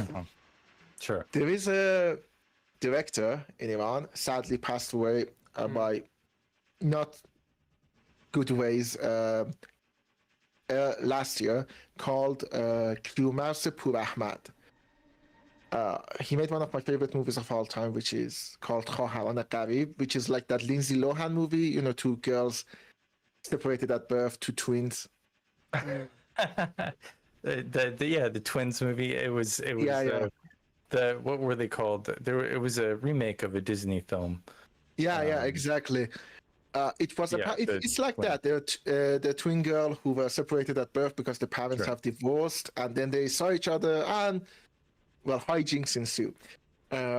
It's actually a great movie, but his last movie cost around 15 units. 15 what? Like, I said, if my short, independent, self-financed movie cost 100, his cost 15. 15. So it's a less expensive. Yeah, but his was a major production. Yeah, it's compelling. Yeah, but here's the thing. You spent a lot of money, is what you're saying. Yeah, I spent more than I thought I ever would, and that is horrifying to me, because we live in an inflation. Like, literally, filmmaking is expensive. Yeah, here's the thing. If I were to make that movie that I made last month, right now, it's gonna cost another 100. Yeah. Like, literally, that's how. Because of inflation, because, well, you know, I live in the Middle East. I live in the Middle East. It's perpetual conflict zone. Yeah, no, it's powerful. I met a documentary filmmaker a number of years ago, and he made a film. He was Palestinian, and he made a film called 5 Broken Cameras. I think it won, or it was nominated for an Oscar or something like that. And you know, it's like, it's not easy to make a film, certainly right now. You know, films out of Gaza, you know, as soon as you turn the camera, you get blown up. And this is 15 years ago. So 2012 is when it came out, and it's really a testament. I mean, you're clearly not. I'm hoping you're not in an active war area where there's violence and stuff going on. But telling give it a minute. But telling stories is such a vital part of the human condition, as we are as people, and you know, your ability to express yourself is so incredibly important. I guess it won Sundance, or it was a big film in Sundance, and you know, it's stuff like this, like what you're doing and as a filmmaker is so important, because you know, we don't get exposure, and I'm totally stoked to see your YouTube channel and to see that you're creating content, and I've watched some of your videos and some of your thoughts about different things that have happened in recent time. And it's, first off, I just want to see, it's so brave. You know, you're doing you're saying the right things and you're doing the right things, and I'm a fan. So I mean, by far, if you can keep it going, that's part of the reason why I'm definitely interested in seeing what you've put together. It's like new content. This is exciting. Thank you. So, I genuinely, I mean, to be honest, I'm a little bit excited because all of the shots I've taken are so fucking beautiful. They're exactly what I had in mind. I'm like, I just can't wait to see it all put together. Yeah. And so you said you shot 6K. Can you play that on your computer? I mean, I saw your setup. Is it playback? I mean, I can't edit it on the computer, but it does show it. It like the fan goes crazy and it's like, oh my god, like, what are you doing? Yeah, right. But it does show it. No. It's actually not that bad. I'm not gonna like product placement or anything, but my laptop is actually not half bad for what I wanted to do. That's great. I put these poor things through their paces. Like, I think my laptop hasn't been shut down for like a month now. It's always been on. Did you have any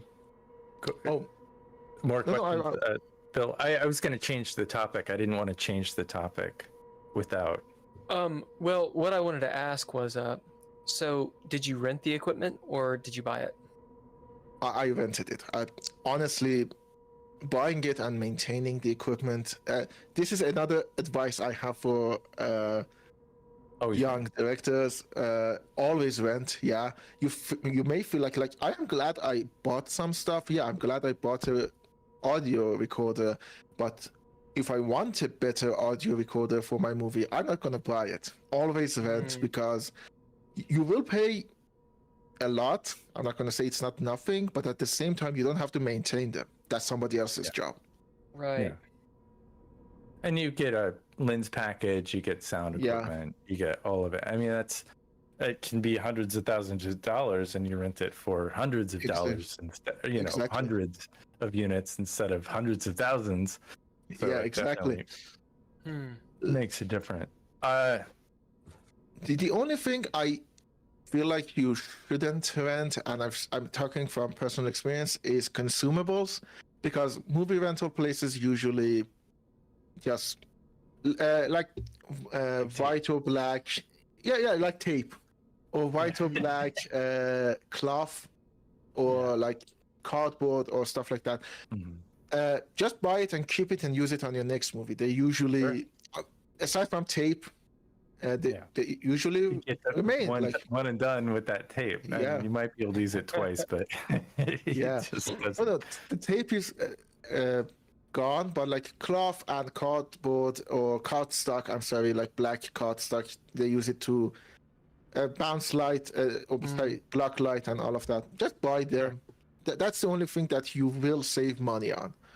There are places who rent that stuff, but it's really not worth it, especially since if you damage them, if you do, it's cardstock. How am I not going to damage it? So Bugmud had a question for you.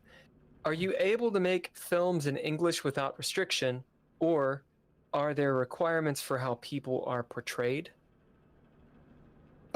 If you mean officially, yes, there are requirements. Like, there are more requirements than you might think. Here's a thing. I remember when I was getting my bachelor's degree, one year I decided to read the official guide from the Ministry of Culture for TV productions. This isn't movies, this is TV. TV is usually more restricted because it reaches a wider audience. And like, it's written in it, no close-up of a woman's lips, fingernails, or eyes and nose. What? Like, no extreme close-ups. You can't have that. Yeah, that is very illegal if you're a woman and you're on TV. No physical touch between male and female at all. Like, not even close. Like, in movies, you can, like, a woman can hold a man's collar and like shake them. But in TV, they can't do that. Funnily enough, Yeah. if you make a movie and it's get played on TV, you can do that. But if you're making a TV project, you can't do that. Ah, interesting. You get grandfathered in. Yeah, exactly. So there are absolutely restrictions on what you can show and what you can say. There are directors and there are creative people with enough clout that they can kind of circumvent that. Like they make big productions and they're like, oh, for you, we will turn a blind eye. For example, you probably, one of the funniest, okay, this is a little bit dystopian, but sadly true. Earliest TV show in post-revolution Iran is called Sarbedaran, which is a historical tale about a group of people during the Mongolian invasion in Iran. Yeah. And the show had a villain who was a woman, and the actress was wearing a wig, but it looked like real hair. And unless you don't know, in Iran, they kill you if you show hair and you're a woman. And I hope I was kidding or I was being hyperbolic, but no, they will kill you. And so it was the early days of revolution. There weren't any set rules, and the Ministry of Culture said, no, you can't do that. The director of the TV show, Muhammad Ali Najafi, went to the supreme leader, which at the time was Khomeini, the Ayatollah. Khomeini said, is the woman a villain? He said, yes. He said, is it her real hair? Najafi said, no, it's a wig. Khomeini said, yeah, it's okay. And because of that, that one show, that's the only show that can do that, by the way. That's the only show who was allowed to do that. It didn't set a precedent. It just made an exception. Sure. Now, and that content, you actually go into depth on some of your stuff. Is it okay for you to do that stuff on your YouTube channel and stuff like that? To talk about? I mean, as long as I remain fairly anonymous, which I am, I'm not a big, I don't create headlines. I'm probably okay, but it's not without its dangers, honestly. Sure. I'm a little bit dumb and I lack self-preservation.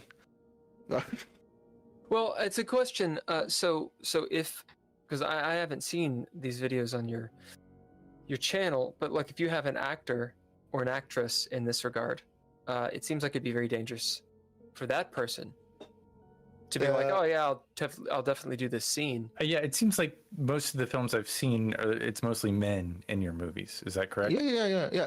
In my movies specifically, because they're the videos on my channel, they're personal stuff, and that's okay. But movies that I've made, student films, well, they had to go through uni, and they have their own restrictions that they have to keep. But here's the thing. Technically speaking, I shouldn't be able to use YouTube because the internet here is restricted. Without a VPN, I cannot access certain sites. I can't access YouTube, Twitter, Instagram. Sure. On a rainy day, Discord, I can't even access that. Wow. And technically speaking, having a VPN is illegal. You cannot have one. But it's one of those, how are you going to enforce that? There's a lot of people with the internet. Yeah, exactly. It's like the piracy law. How are you going to enforce that? Sure. So I have a couple questions delving into this. And if any of them are stuff you don't want to answer, it's fine. Just be like, hey, yeah, no. What are the types of things that you can't say? Also, why? Okay, I'm not gonna go that much into detail. I'm sorry about that. The things I can't say, basically, I cannot insult things that are considered holy or. So it's a religious type thing. Religious type things I cannot insult. Certain characters, certain people, real life people, you cannot insult. We have a supreme leader. You cannot really say anything against the government unless it is from an approved list of stuff that you can say against the government. But why? I mean, that is more philosophical, honestly, because why does an autocrat does what an autocrat does? Why does a dictator become a dictator? Well- It's like asking why in Footloose, why did John Lithgow white stop dancing? That was a yeah. Bill lived in China for a while. Mm-hmm. Oh. So I mean, But you didn't get. I don't. And I lived in Thailand for a while. I lived in Thailand for a while. If I took the money, yeah. if I took the money with the king, his face is on it. If I stepped on it or did anything, like, Well, they kick your ass. Yeah. But the thing is, it's different. Like in China, if you say something bad about the government, that's not going to be a deal unless you're someone, unless you effect change. But then again, you're going to get jailed. Maybe. I mean, in an extreme circumstance, they might do capital punishment, but China, it's not so much. I'm sure there's exceptions to that. When it comes to drugs, they'll kill you. And when it comes to drugs are bad.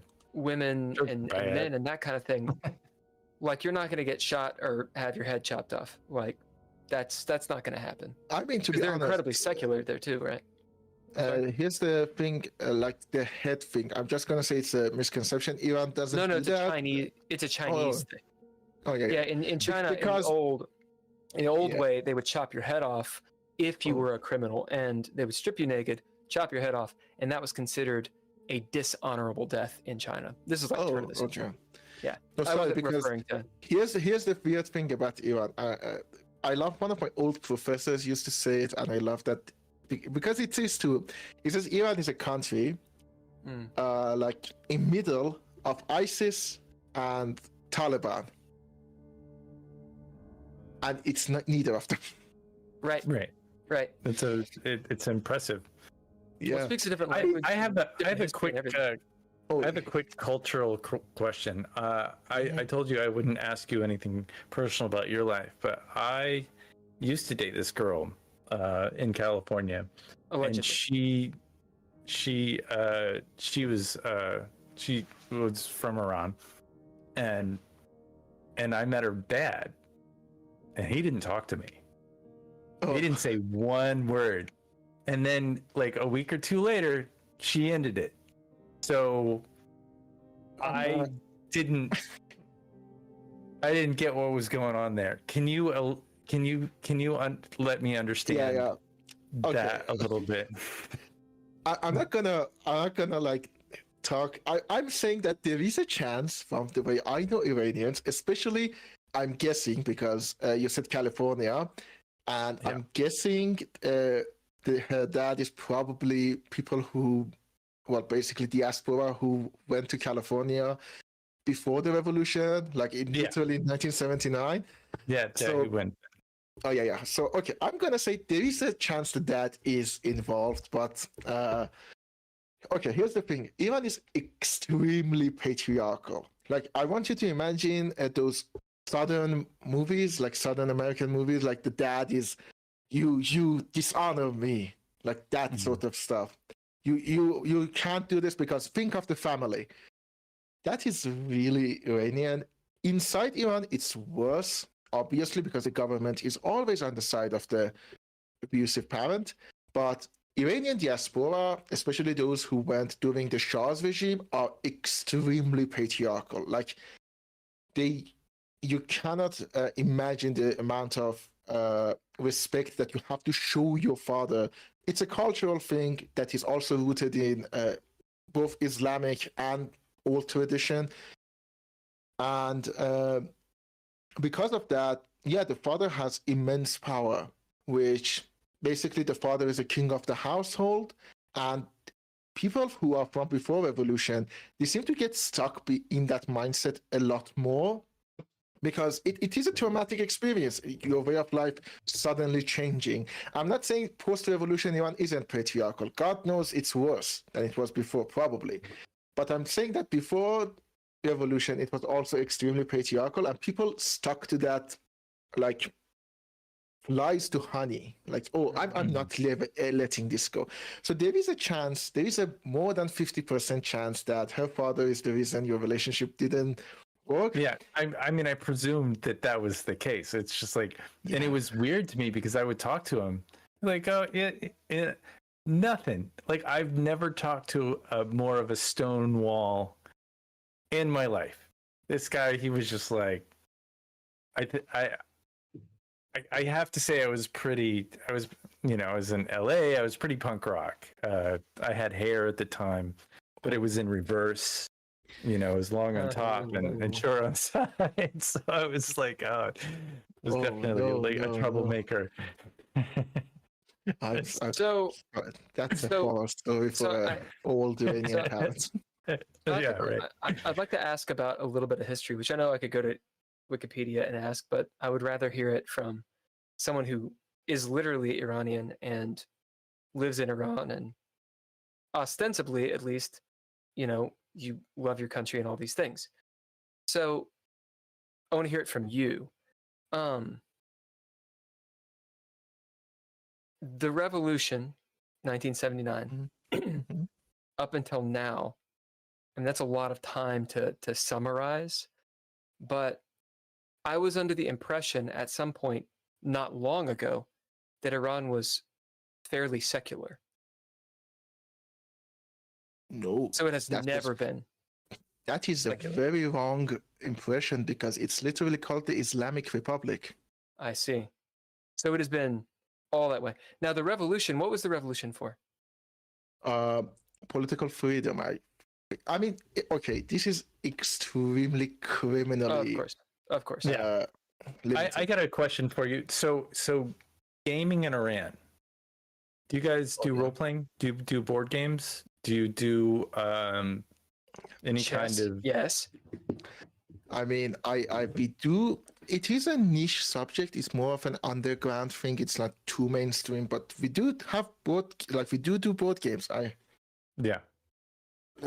Sorry. Oh, what is that? Is that a board game? Yeah, Roll Camera. It is not made in Iran. It is imported. I love that. But they actually make like Iranian-made version of famous board games, like Monopoly, but it's not Monopoly. Detective Club. It's literally like the original Detective Club, except the instructions are in Persian. I see. And yeah, they're all localized things too, like Monopoly, but with Iranian names. We call it Europoly. And there are even Iranian designed and made in Iran games, which is like this. It's called Gendarmerie. And how do you play? How do you play the game? This one? Yeah. It's there are a bunch of cards, and you have to basically there are suspects, and you get clues, and based on what cards you have in your hand, you try to get as much suspects as you can. I don't know how to explain it without playing it. It's a little for what? tough. I'm sorry, suspects for what? But they basically they're suspects. You just report on them. Like they could be murderers. They could be like. They showed their hair in a film. Like what did anything. They're just suspects. Did you That's good. Do they do role playing games? Have you heard of like Dungeons and Dragons? Oh yeah. I mean, to be honest, have you heard of DreadLore? Nowadays, I have not heard of DreadLore. Sorry, I know why you asked that, but I know. Do you want a copy of DreadLore? I mean, I genuinely, I do like role playing games, and I do like. He's like, no. No. I genuinely do. Here's the problem: I don't have a lot of friends who play role playing games. Yeah. So I've read the rule book to Vampire the Masquerade. Wow. Yeah. Well, why don't you? Are you able? I'm sorry, Ken. I'm interrupting you, but I want to ask this real quick. one, I can send you the PDF for the DreadLore book. That's no problem. I mean, Because it's I would it's really free online appreciate it. anyway. The second thing is, I know you're usually using a VPN, but if your connection is good, you could play with us I mean, I would as a guest love star it or as something. well. The other problem is, I'm sorry about this. Uh, my sleeping schedule has to go back to normal. Oh at some yeah, point. oh yeah, that whole thing. Yeah, Sleep. it's I mean, what time is Well, it you there? gotta sleep. It's got to be what, Like 5 4 or o'clock in the 5? morning? it's 4:45. Oh my goodness. So wait, Yeah. why is your sleeping schedule so wild? Because I mean, honestly, depression and anxiety. Easy answer. Well, you're in good company. I'm getting it tonight. Well, can I ask you about that? I mean, What's the anxiety for? I am a very anxious person in general. I do have GAD, generalized anxiety disorder. Oh, I see, I see, I see. And the thing is that in my mind, I see something small, like very small. For example, I wanted to make a video in novels. This is a real example about a movie called As Faryat Totero. I didn't, of course, I didn't manage to make it. I've written the script. I will probably make it in the coming week, but I didn't do it. Suddenly, that little thing starts spiraling. It's like, oh, you didn't do this? Remember, like back in 2005, you wanted to do that thing, but you didn't? Oh, what are you? Are you a quitter? Are you going to quit all the time? What about this? Do you remember when you were you were writing a novel? What happened to the novel? You still have it on your laptop. Like these little voices start amplifying each other. And suddenly, before you know it, I'm laid on the bed and watching the ceiling, and a YouTube video is playing in the background. Usually, something I don't really have that much interest in, but I just want the noise because I know in silence those voices become louder and louder and louder. So that's the anxiety part. The depression comes and goes with like everything. The depression comes from those anxiety issues just becoming unsolvable in my head. Like there is a point where I'm like, oh, you're stuck. And one of the things I have, which I'm sure it's normal, a lot of people have that. I have a very big fear of death and I'm afraid of being forgotten. Like, you know, that thing that people used to say, it's a joke that a lot of people say, like, oh, at the end of it, it doesn't matter, you all die. I'm like, yeah, that is true. That's a good joke. I actually do like that joke. But when I think about it for more than 5 seconds, I start hyperventilating and I have an anxiety attack because I can't imagine not existing. And this is where I'm not a religious person. I am anti-religion, actually. But here's where I kind of envy a little bit the religious people, because I'm like, I wish I could believe what you believe. I know I can't because it doesn't make sense. It's stupid. But you seem to believe it. And that gives you some peace of mind. And I'm envious of you for that specific reason. Not any of the other ones. I don't like to pray to the invisible man in the sky. But One of go on, please. Yeah, no, go ahead. I was going to just say that because you believe. I mean, that's why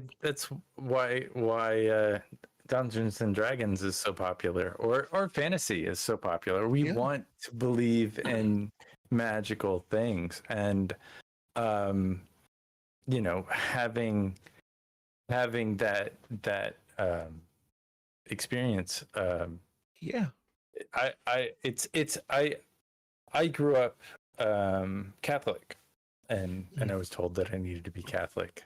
So like I feel it. And I'm in the south of America, the Bible Belt. You know, we had satanic panic. We had, and still do. There culturally are things that you can and can't do. It's I would say pretty liberal compared to the way it used to, for sure. And you know, my speech, I don't feel like I'm limited unless I talk on television or say hateful things to people, or you can't threaten people. Well, you can. And oh, absolutely, and You people do can. it all the time. I mean, I've had death threats, so I mean, I get it. Yeah. And that's just a part of being alive on the internet in America these days.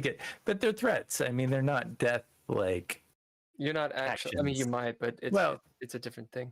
I mean, I want my Go on. I did have an experience this week where there's so many guns in America that just down the street from my house, somebody was shot and killed, probably from a disagreement.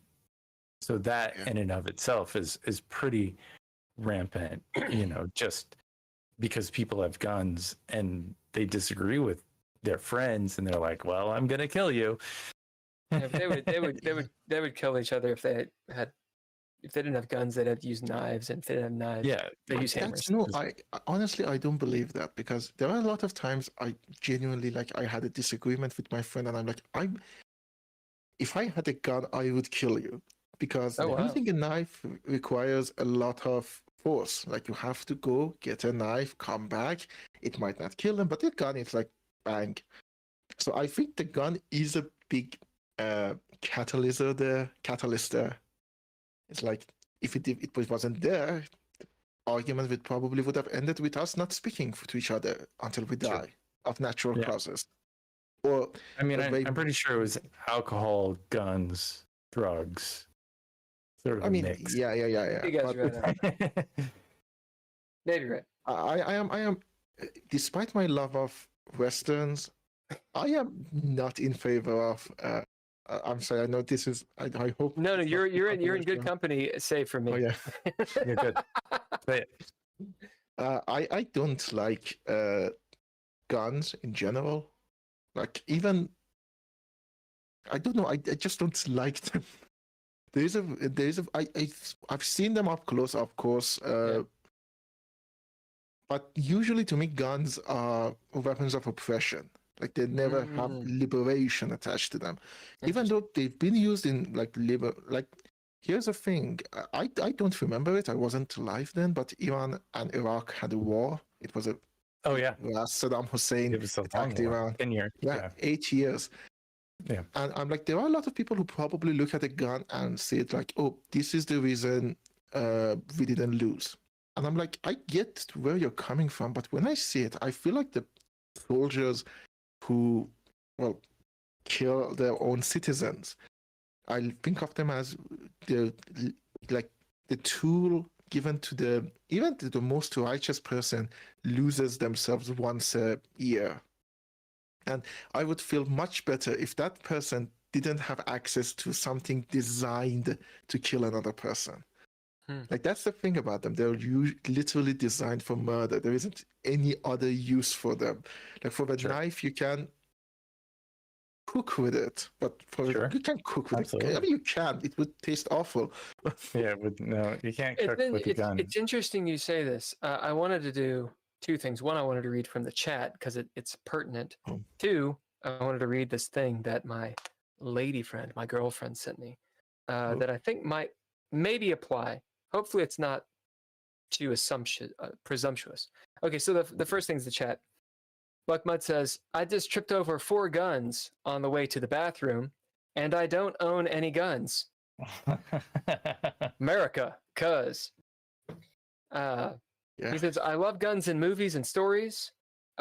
Big, awesome guns ripping it up. In real life, they're pretty boring. Guns are like lions in that way. Interesting. I mean, yeah, lions are much. The Lion King lied to us all. The first time I went to a zoo, I was like, "Oh my god, none of them sing. How is why did we get to a point where none of the lions sing? None of them is voiced by Jeremy Irons. That is a mistake." So this is the thing my girlfriend sent me. It's a quote. It's all uplifting and shit. It's a quote by Christopher Poindexter, apparently. Okay. It's one of the saddest truths I've come to know living on this strange, mystical planet is that it takes a lifetime for a man to realize on any given day any given hour, any given moment. He has the ability to be whoever he wishes, to do whatever he yearns to do, to find what his eyes beg for, to give himself, arms stretched towards the yellow sun, the life he has always wanted. I mean, that's true. I don't disagree. There is a problem that when there is too much cloud, you can't see the yellow sun. That is our YouTube short, and also could be the basis, the kernel of a short film that you do. That's wild, man. But it's dangerous. That's dangerous to do that, too. I mean, because you dig into the deep, or you dig into what's here's around the thing. I'm saying this like I think every storyteller, and I mean anyone. I don't mean specifically movie makers. I mean writers, even dads who make up stories for their kid at night. You usually, whether you like it or not, you put something of yourself in it. And it's up to you how deep you want to dig. You can be David Lynch and just dig as deep as you want. You can be Zack Snyder and put latent masked homosexuality in your movies and do not even realize it. I love it. So I think like you put something in your art in any way you can. I mean, even in role playing, like you usually, even if you role play as someone opposite of you, you are doing that consciously. Like you're putting, I usually play as charismatic in video games. I usually play as charismatic people who talk their way out of stuff instead of fighting them. Like charisma level 10, strength 1. That's my build. And because I know I can't do it in real life. Like I know that in real life I'm not charismatic enough to be able to deal with everything with words. I think you're very charismatic. Thank you. I think you're really you got a great personality. So thank you. I'm charismatic when I talk about movies. That's the thing. Yeah, when you get to know me in real life, like there are times. I'm not very charismatic, but that's the thing. Like I want to have that feeling of he's a guy that you can trust and who says the right thing at the right time. But even then, I'm basically doing that because I know I can't do that. So even then, I'm putting something of myself into the story of the game that I'm playing. Like if it's a good game like Fallout New Vegas, or if it's a not so good game like Fallout 4. I have to be. Internet. But I don't care. Honestly, this is the thing. I played Fallout New Vegas. Fallout New Vegas was the first Fallout I played. One of my friends said, "You like Skyrim? Play Fallout New Vegas." And I played it, and I loved it. Literally, the time I finished, I was done with Fallout New Vegas because you never truly finish it. You're just at some point done. Fallout 4 came out. Enough. Yeah, you just had Fallout 4 came out. And going from Fallout New Vegas to Fallout 4, I mean, it's like going from a 5-star bathroom to shitting in the woods. Like, at that point, how can you ever forget that nice cushioned bathroom? The thing is that nothing better than a golden toilet. Ken and I, God, every chance he gets, Ken and I don't play these video games. My friends do. I was introduced to Fallout by my friend Chad. I call him Chad the Beard. You rival Chad the Beard in the beard section. It'd be interesting to see you guys next to each other. Strong beard. Strong beard vibes. Chad the Beard, as well as Nigel's. And, I basically sat around and watched them play Fallout. So I was kind of like...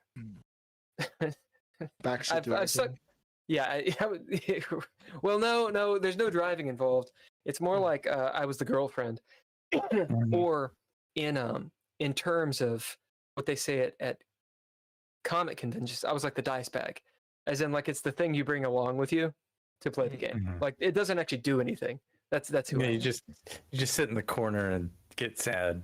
Yeah, and to Browse say that I girlfriended, I know Instagram. is offensive, but that's It is a the little thing offensive. it's what's said, and Yeah, I think it's funny because it is a I'm not gamerism for sure.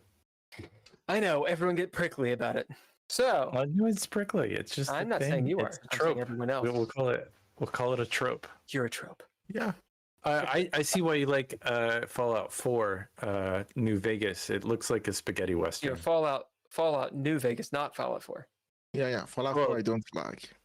Or the New Vegas looks like a New Vegas. spaghetti western. Yeah, exactly. It's It looks like you throw a little piece of dynamite, and you shoot it. Yeah, and they and explode. it takes place in the Mojave Desert. Yeah, Which yeah. I mean, Mojave, please. Yeah, desert. You're how desert is where you live? Is it pretty desert? Okay, here's the thing about Iran. Yeah. It is oddly enough has desert climate, temperate climate, and mountainous climate. All of them mountains for sure. together. Tehran is supposed to be mountainous, but it's very close to the desert. I was born in the city of Isfahan. Isfahan. Which is a little bit lower on the map towards the south, and it's literally in the middle of a desert. Like you walk out of the city, there's a desert. Yeah, and it used to have a river. It doesn't anymore because it's water scarcity. Yeah. God, it's terrifying. I'm genuinely terrified. Global warming is one of the things that really gives me anxiety when I think about it, because I can't do anything about it either. But anyways, I was. You can make movies about it. And I mean, I get the word out. Here's the thing. I do believe that, but there's a thing that people have done that so much throughout my life. Like, I was born in 1997. When did Al Gore make An Inconvenient Truth? I think 2001. It was later. Because he had to lose against George Bush in 2000.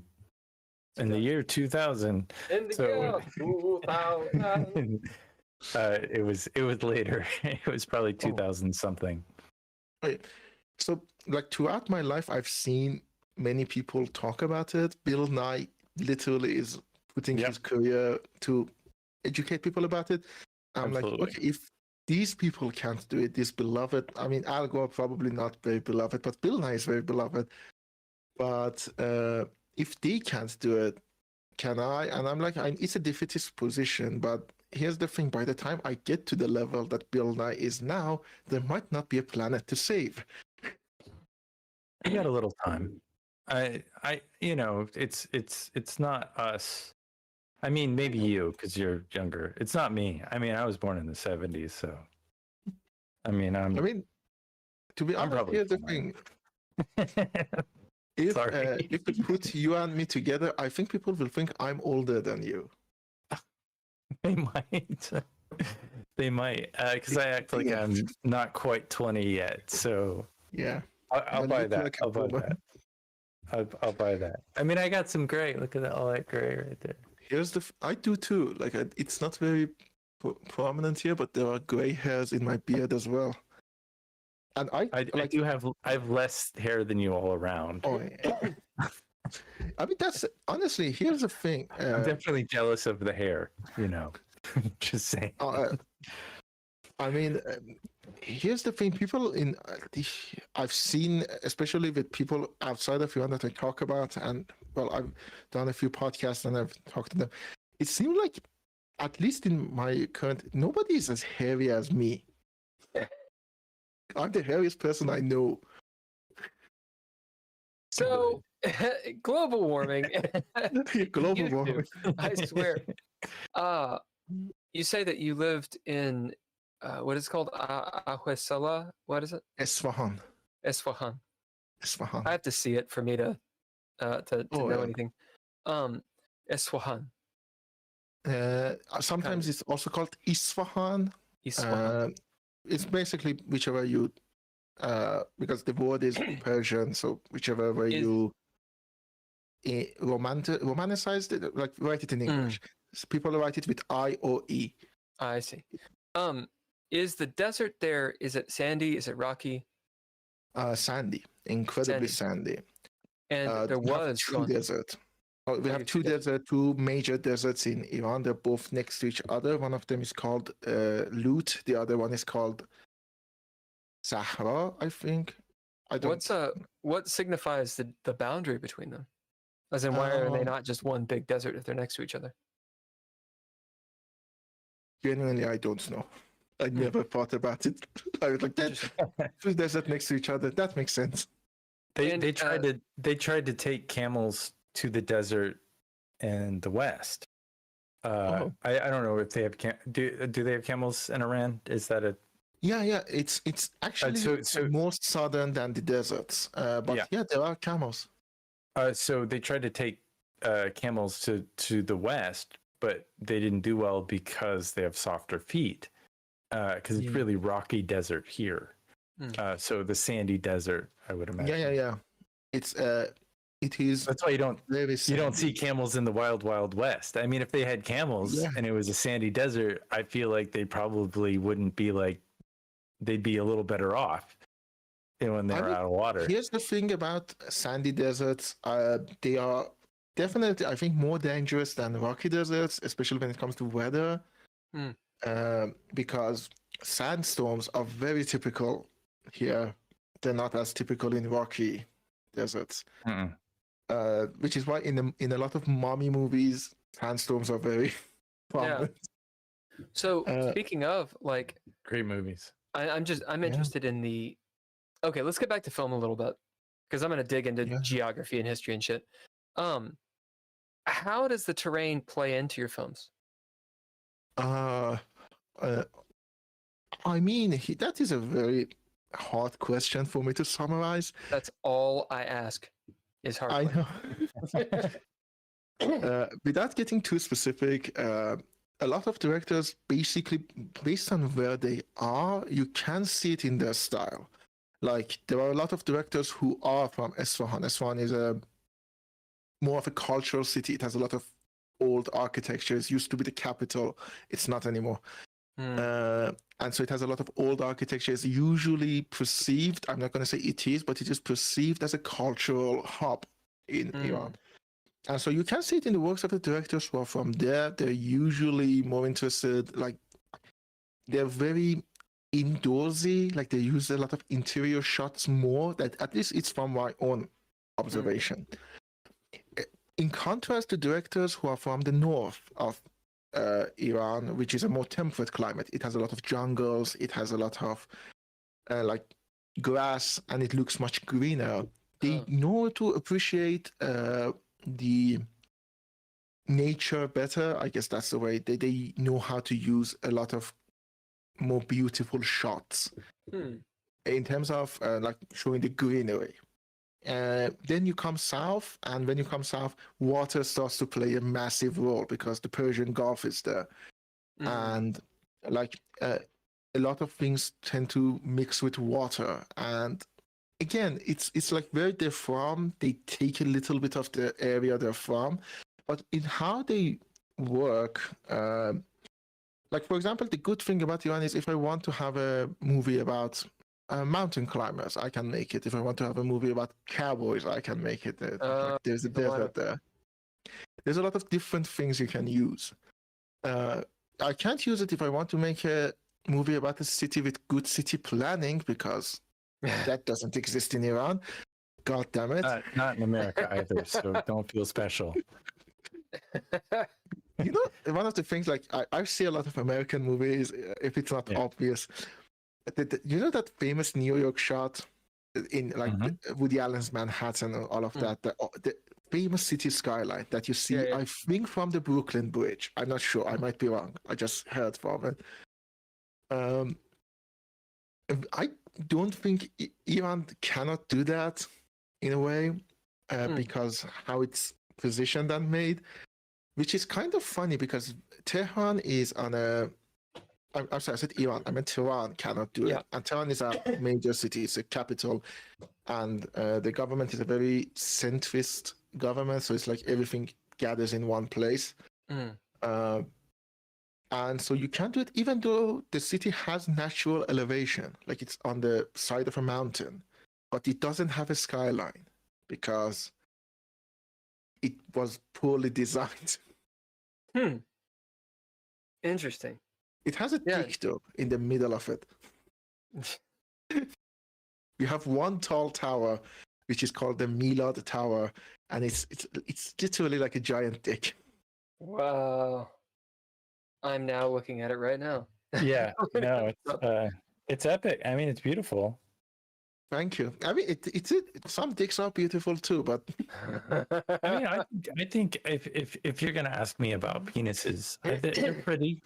It doesn't mean I don't desire them personally, but I mean, I definitely salute. I appreciate mine for sure. So just where we're I think it's going. beautiful. I mean, you've got you've got this beautiful mountainous area, and there's structure, and it looks like I'm watching a drone video that somebody took. I love the artwork, the way that it looks to me. If I could describe it, it looks like a 1960s kaleidoscope, video. I get what you mean. A lot of it. Here's the thing about Tehran, though. As much as I genuinely dislike the city and a lot of its aspects, I still prefer it over cities like Dubai because there is a lot of history in Tehran. It was the capital for 3 different dynasties.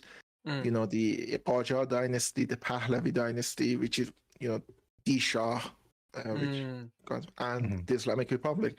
It was a capital for all 3 of them, and there are literally you go to places and it's like the architecture. This is from the Qajar era. This is 200-year-old buildings. Then you go and this is from the Pahlavi era. This is when Pahlavi was trying to do Soviet. This is from when Pahlavi was trying to do capitalism. This is when Islamic Republic was trying to do other stuff. Yeah, so it's definitely it seems like there's a lot of tall buildings, like any city. It's definitely spread out, and if I lived there, I would want to walk up the side of that mountain every single day because I'm addicted to walking up side of mountains. I just love it. I mean, I don't know why. To be honest, you need a respirator for that.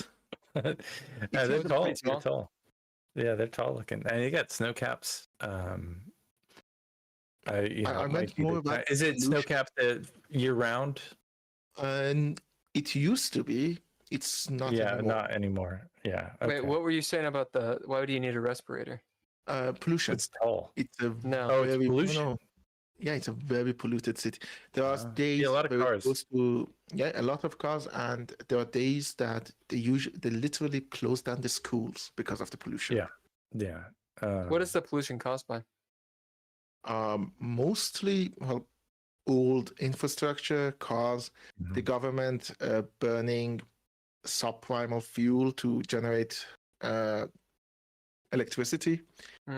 But you get beautiful sunsets. I mean, the more pollution, the prettier the sunset, right? Honestly, that is true. Jesus Christ. That is toxic fucking optimism. Yeah, but they died on a Sunday though. It's like, go fuck yourself, man.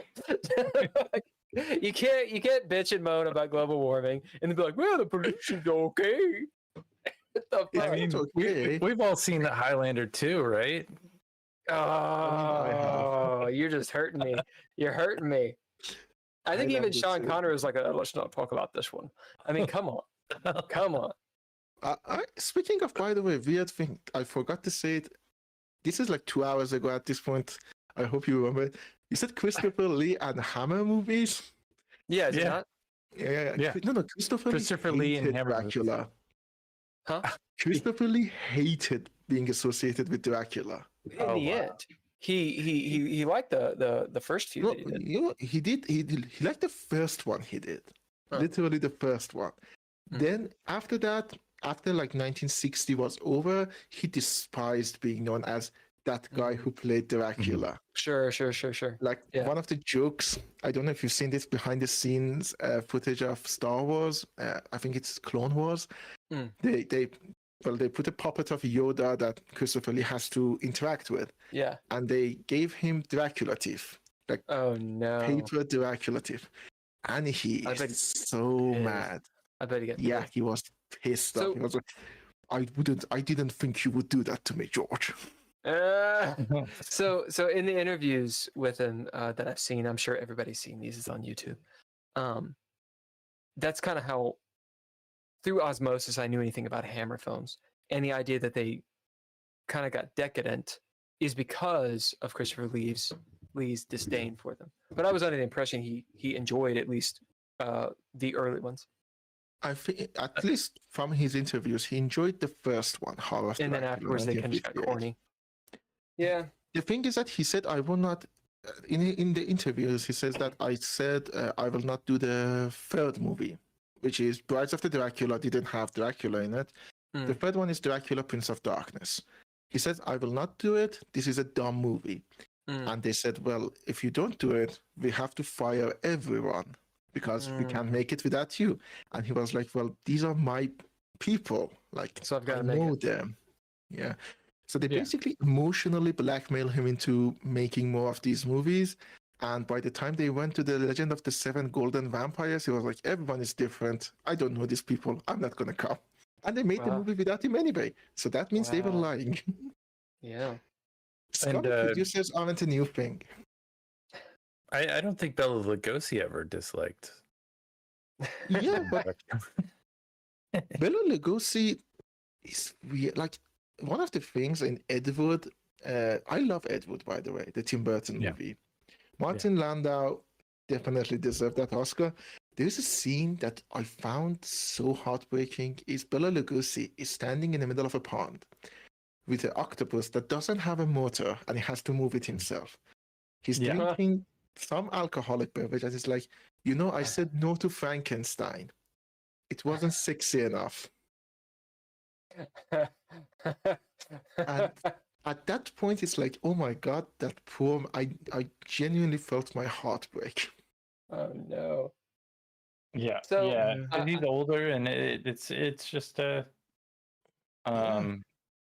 wanted to ask you it's about dangerous, and I I think wanna- that there's filmmakers absolutely need to be on top of that. It's your responsibility to respect your actors enough to make sure that every scene is safe. And if you're going to ask them to do something, there's trust there. There's trust there at the very beginning, and so you ask them to do something that's dangerous. It's hurtful on so many levels because they trust you, and you're asking them to do this.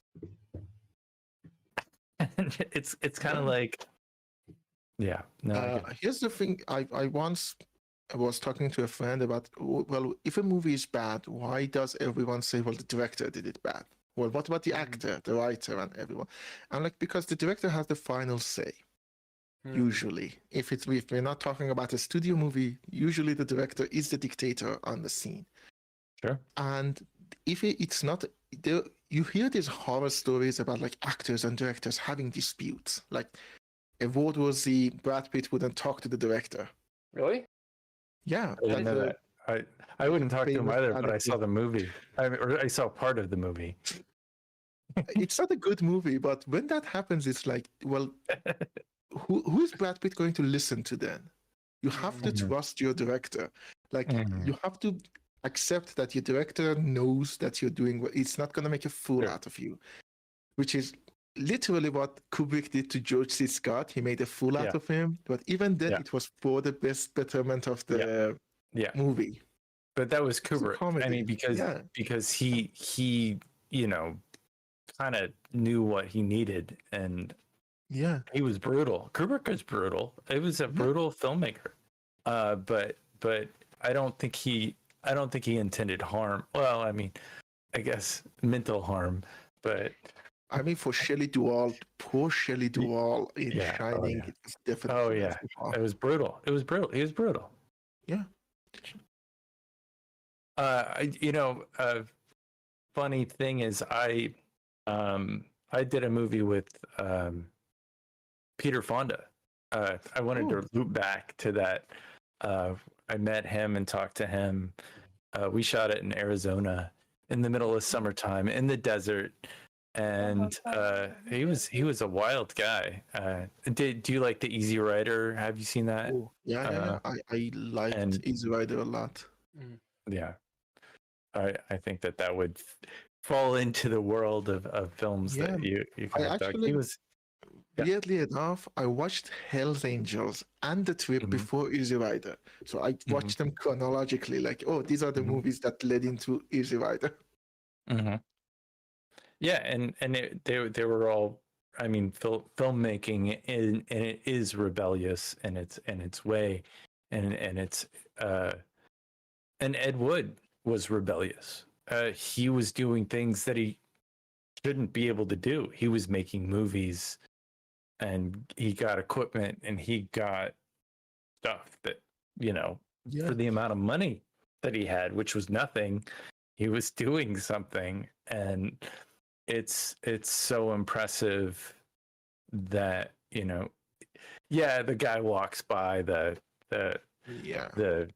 cemetery and he knocks over the headstone. Film's expensive. Filmmaking is expensive. Here's the thing I actually liked about the Ed Wood tale is that it shows you can't be the worst director of all time. They call Ed Wood the worst director of all time. And still, if you put yourself in your movie, if you do what you want, if you believe in what you're doing and do what you want, you will make something that people will not forget. I've said to my friend more than a couple of times that a boring movie is worse than a bad movie. We hit that really hard this episode for sure. Yeah, a boring movie is worse than a bad movie. It is. No, yeah. And that's why The Room. We made. Have you seen The Room? Yeah. Why it was successful. Yeah, whatever. Wiseau. Yeah, I mean, he did it himself. But it was certainly interesting. I actually think The Disaster Artist is a better watch, at least, because you kind of get all of it. That's the part where I have to disagree with you. I don't dislike The Disaster Artist, but here's the thing: The Disaster Artist is made by professional crew. Sure. Yeah. So, The Room, half of the charm is why did they shoot it on both video and film?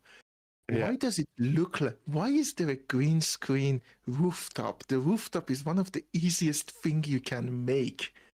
And the behind the scenes stories is interesting, but to see it is not an easy watch, I agree. But that's what makes it memorable. Like if you stick to it, that's the end where he says, you're tearing me apart, Lisa. Like you have the journey of getting it to that. That line is funny in and of its own. But when you have the journey of getting to that line, it hits 100 times harder. It says Flash Gordon 1980. Amazingly bad movie. Flash Gordon. Undeniable. Undeniable. I saw Flash Gordon because of Ted. Because that made a lot of reference to it. Ted? Is in Ted the movie? Yeah, Seth MacFarlane's Teddy Bear. And I watched Flash Gordon and I was like, oh my God, I should have watched this so much sooner. It has Brian Blessed. It has Timothy Dalton. It has Max von Sydow playing an incredibly racist character.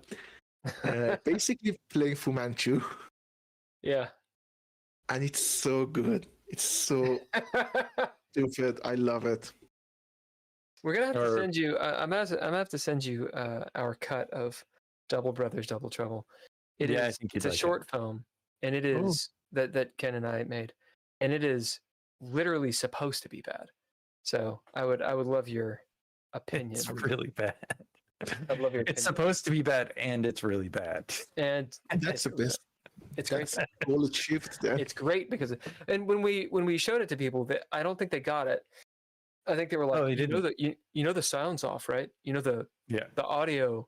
It's like they're talking in a Japanese, like old school So when they're dubbed movie. talking, And I'm like, right. So have fun. So apparently I did not hit the mark on that Was it- enough. it's not bad enough. I'm a fan of spaghetti westerns. Dubbing is something you have to love when you get into spaghetti westerns, because the behind the scenes of those movies is a mess. Like there are German, Spanish, Italian, and American actors, each Sure. of them speaking in their own language. Right. Nobody, like Sergio Leone, the director of the movie, didn't learn how to speak English until he get to Once Upon a Time in America, his last movie. Mhm. Wow. That's impressive. That is awesome. He didn't learn to I- speak proper English until then. It's so funny to me. I've made a couple of films that are have a large amount of different languages in it, and it's interesting because you got to sit next to an interpreter and understand what's going on. The film, the reason I was in Thailand, I made a film and it was in Thailand, and like working with these people, and when they went into the Thai scenes in the film, it's just like, what are they saying? And there's a script, and the script is in Thai. It was written in English, but then the actors, they would deliver their lines in Thai, and it was really wild. I mean, because everybody speaks English in Thailand, so it doesn't. Yeah, I matter. know what you mean. I know what you mean. Yeah. That's one of the problems with international things, but again, if you do it well enough, Yeah. it shouldn't matter. Like spaghetti westerns have horrible dubbing. They're Oh, it's horrible. great. It doesn't matter. it's- They look Yeah. beautiful, though. They look Yeah, beautiful. exactly. The setting, you put them in that set, and you have them walk around. That set is like millions of dollars. You can't build a set like that. I mean, yeah, they do a lot of like of the westerns. They'll put them on a soundstage, and they'll have that fake background. But that's not the movies we're talking about. That's like John Wayne or Exactly. something. That's like Exactly. That's the reason. that's not what we're spaghetti talking westerns- about. Yeah. That's why spaghetti westerns were born, because somebody looked Yeah. at them and said, "Well, We can do that. yeah, we can do that, and we can do it better because we don't need a soundstage." Do you have a this- script for do you have a script for a spaghetti western? Are you going to do one? I have about a dozen ideas for spaghetti westerns. I haven't written them, but I have written treatments of them, like short synopsis of what's going to go on in the movies. Yeah. But I haven't written them. But I do have a lot of. I love this. I mean, one of my goals is to make a spaghetti westerns, and the other one is to make a musical because I love music. Oh yeah. Oh yeah. I love it. I love it. Do you have favorite bands I talked about it or briefly. favorite music styles, or is that? Oh, my favorite singer of all time is Leonard Cohen. Yeah. I told you I'm a boomer at heart.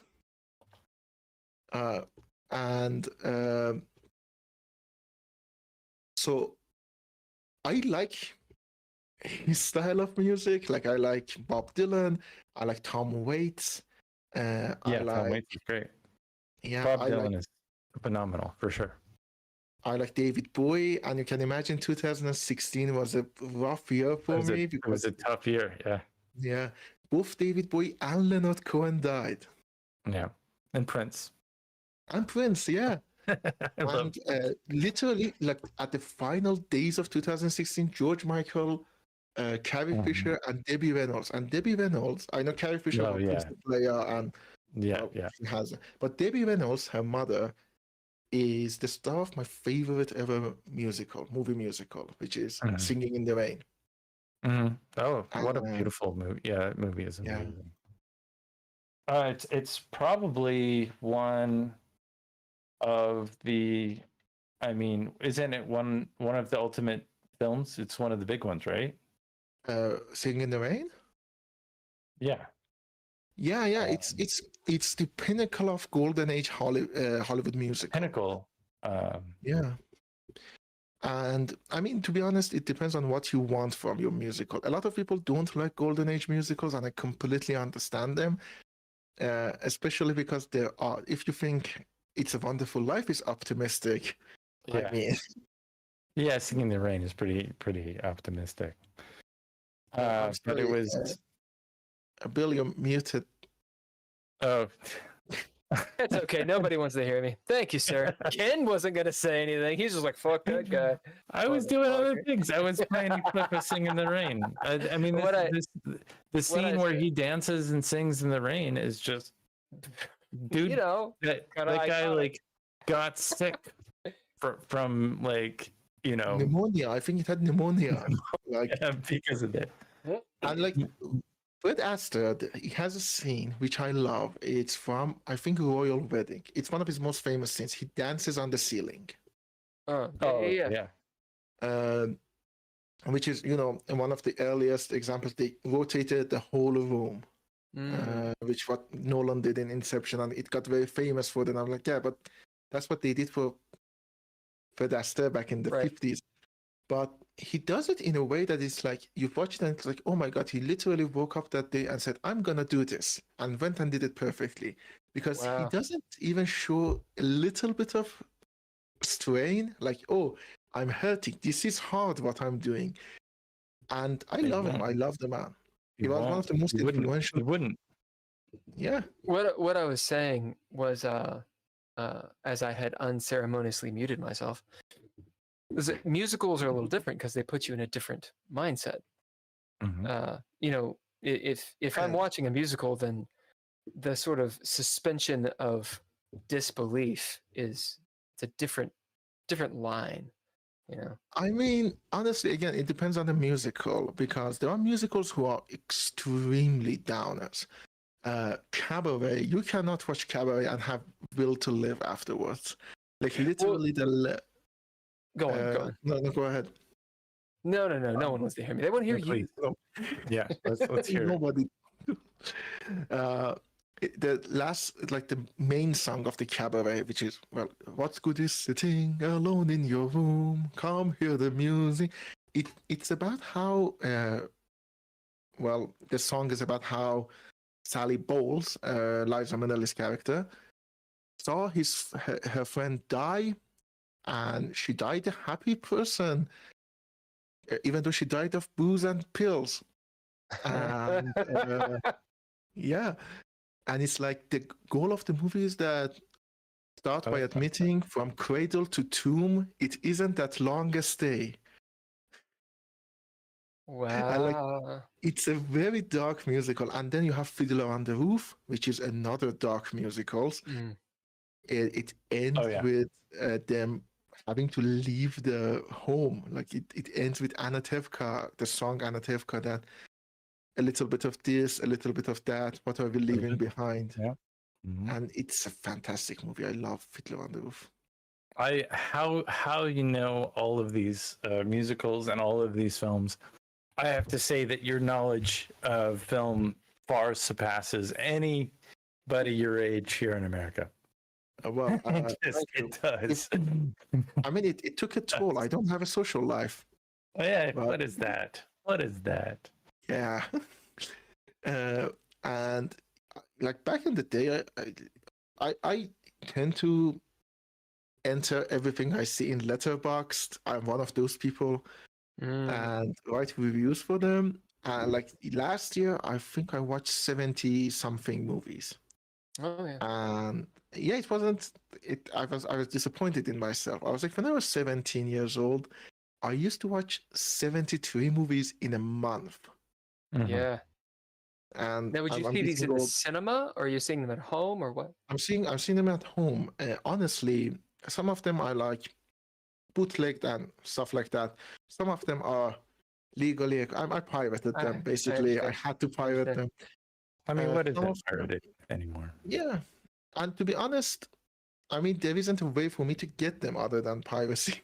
Yeah, sure. Like, right. Exactly. I mean, yeah.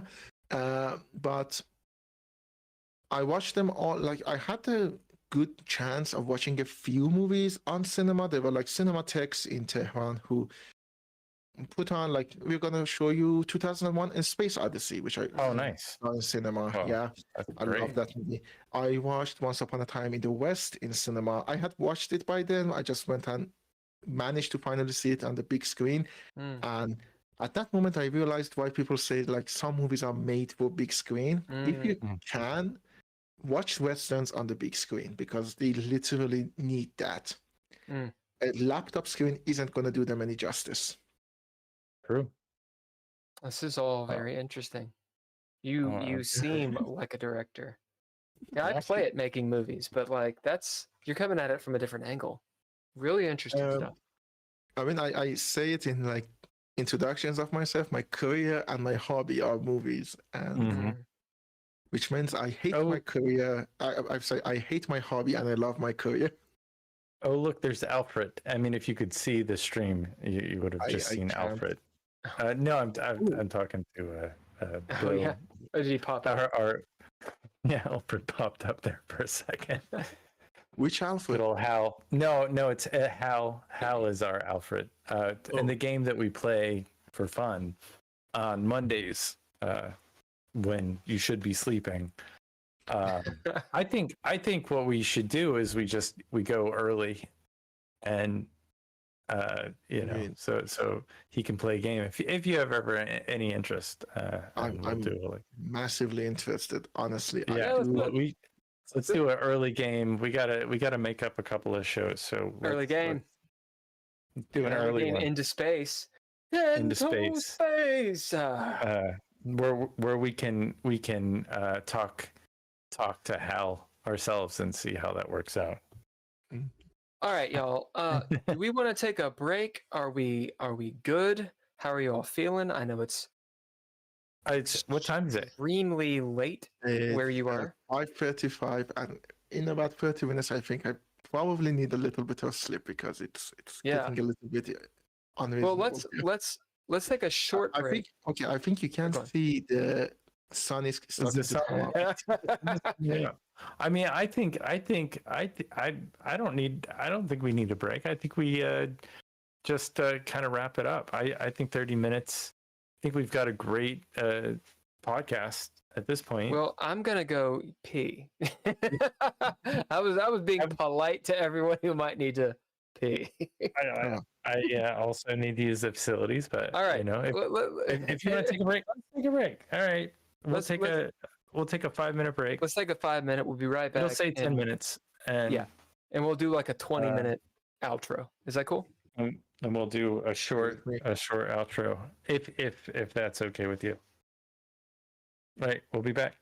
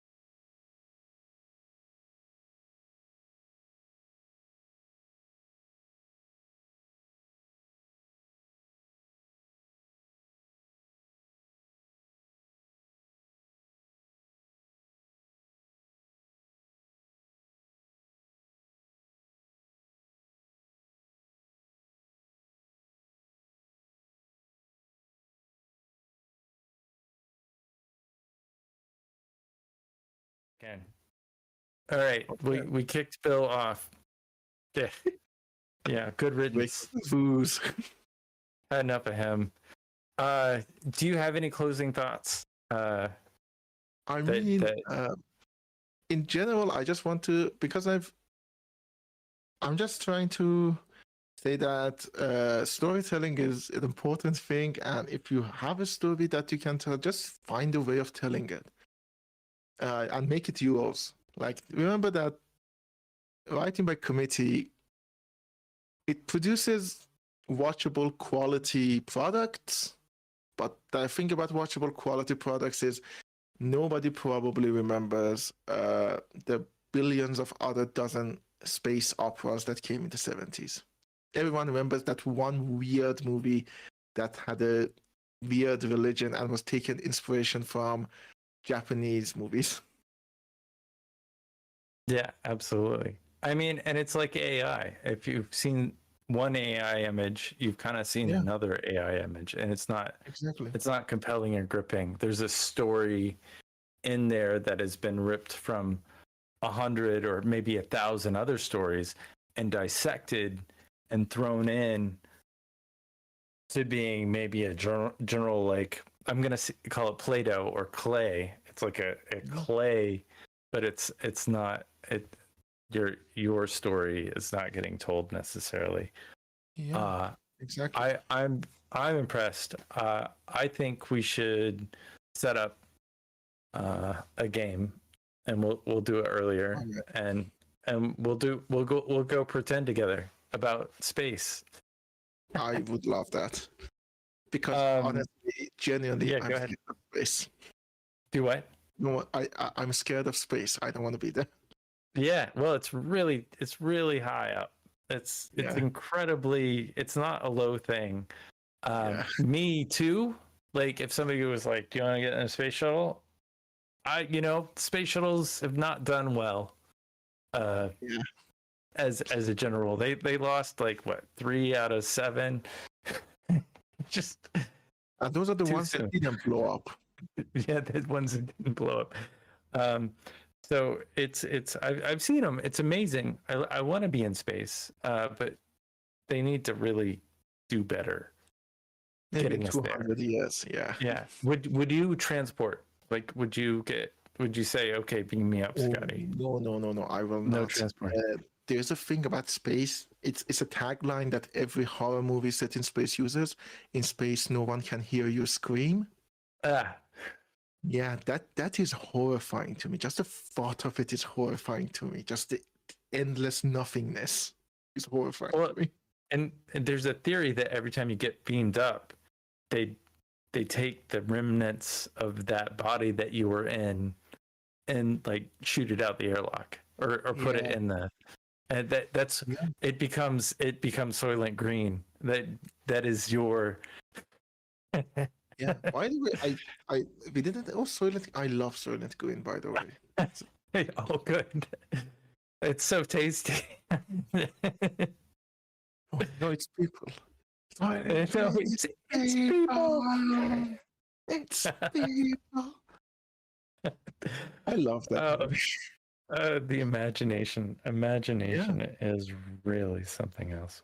Well, thank you, Ali for being on tonight, and I really wish you the best in all your endeavors and your future filmmaking. Thank you so much, and thank you for having me. Honestly, I've had a blast just talking about all the different things, and you can't imagine how glad I am right now. How happy I am. Good. I'm glad. Let's keep in touch, and let's set up a movie. I would like to thank all lowercase letters and Mr. Interrupt for the score that you've heard tonight, as well as all our Patreon members, Tim Roberts, Daniel Hulker, Nostalgic, and Natalia Cline for their financial support. Please join us on the Patreon and help us make more content like this. Art Media by Couchfire Media Productions, as well as Trois Reblay Productions for all the stuff they do. This has been the Geeky Gamer Podcast, and you got to help me pronounce your name. It's Ali Khamseh. No, it's Khamseh. Khamseh. Yeah, close enough. No, it's okay. Close enough. You say it one more time. What is your name? Ali Khamseh. Ah, beautiful. Thank you for being on the show, and I look forward to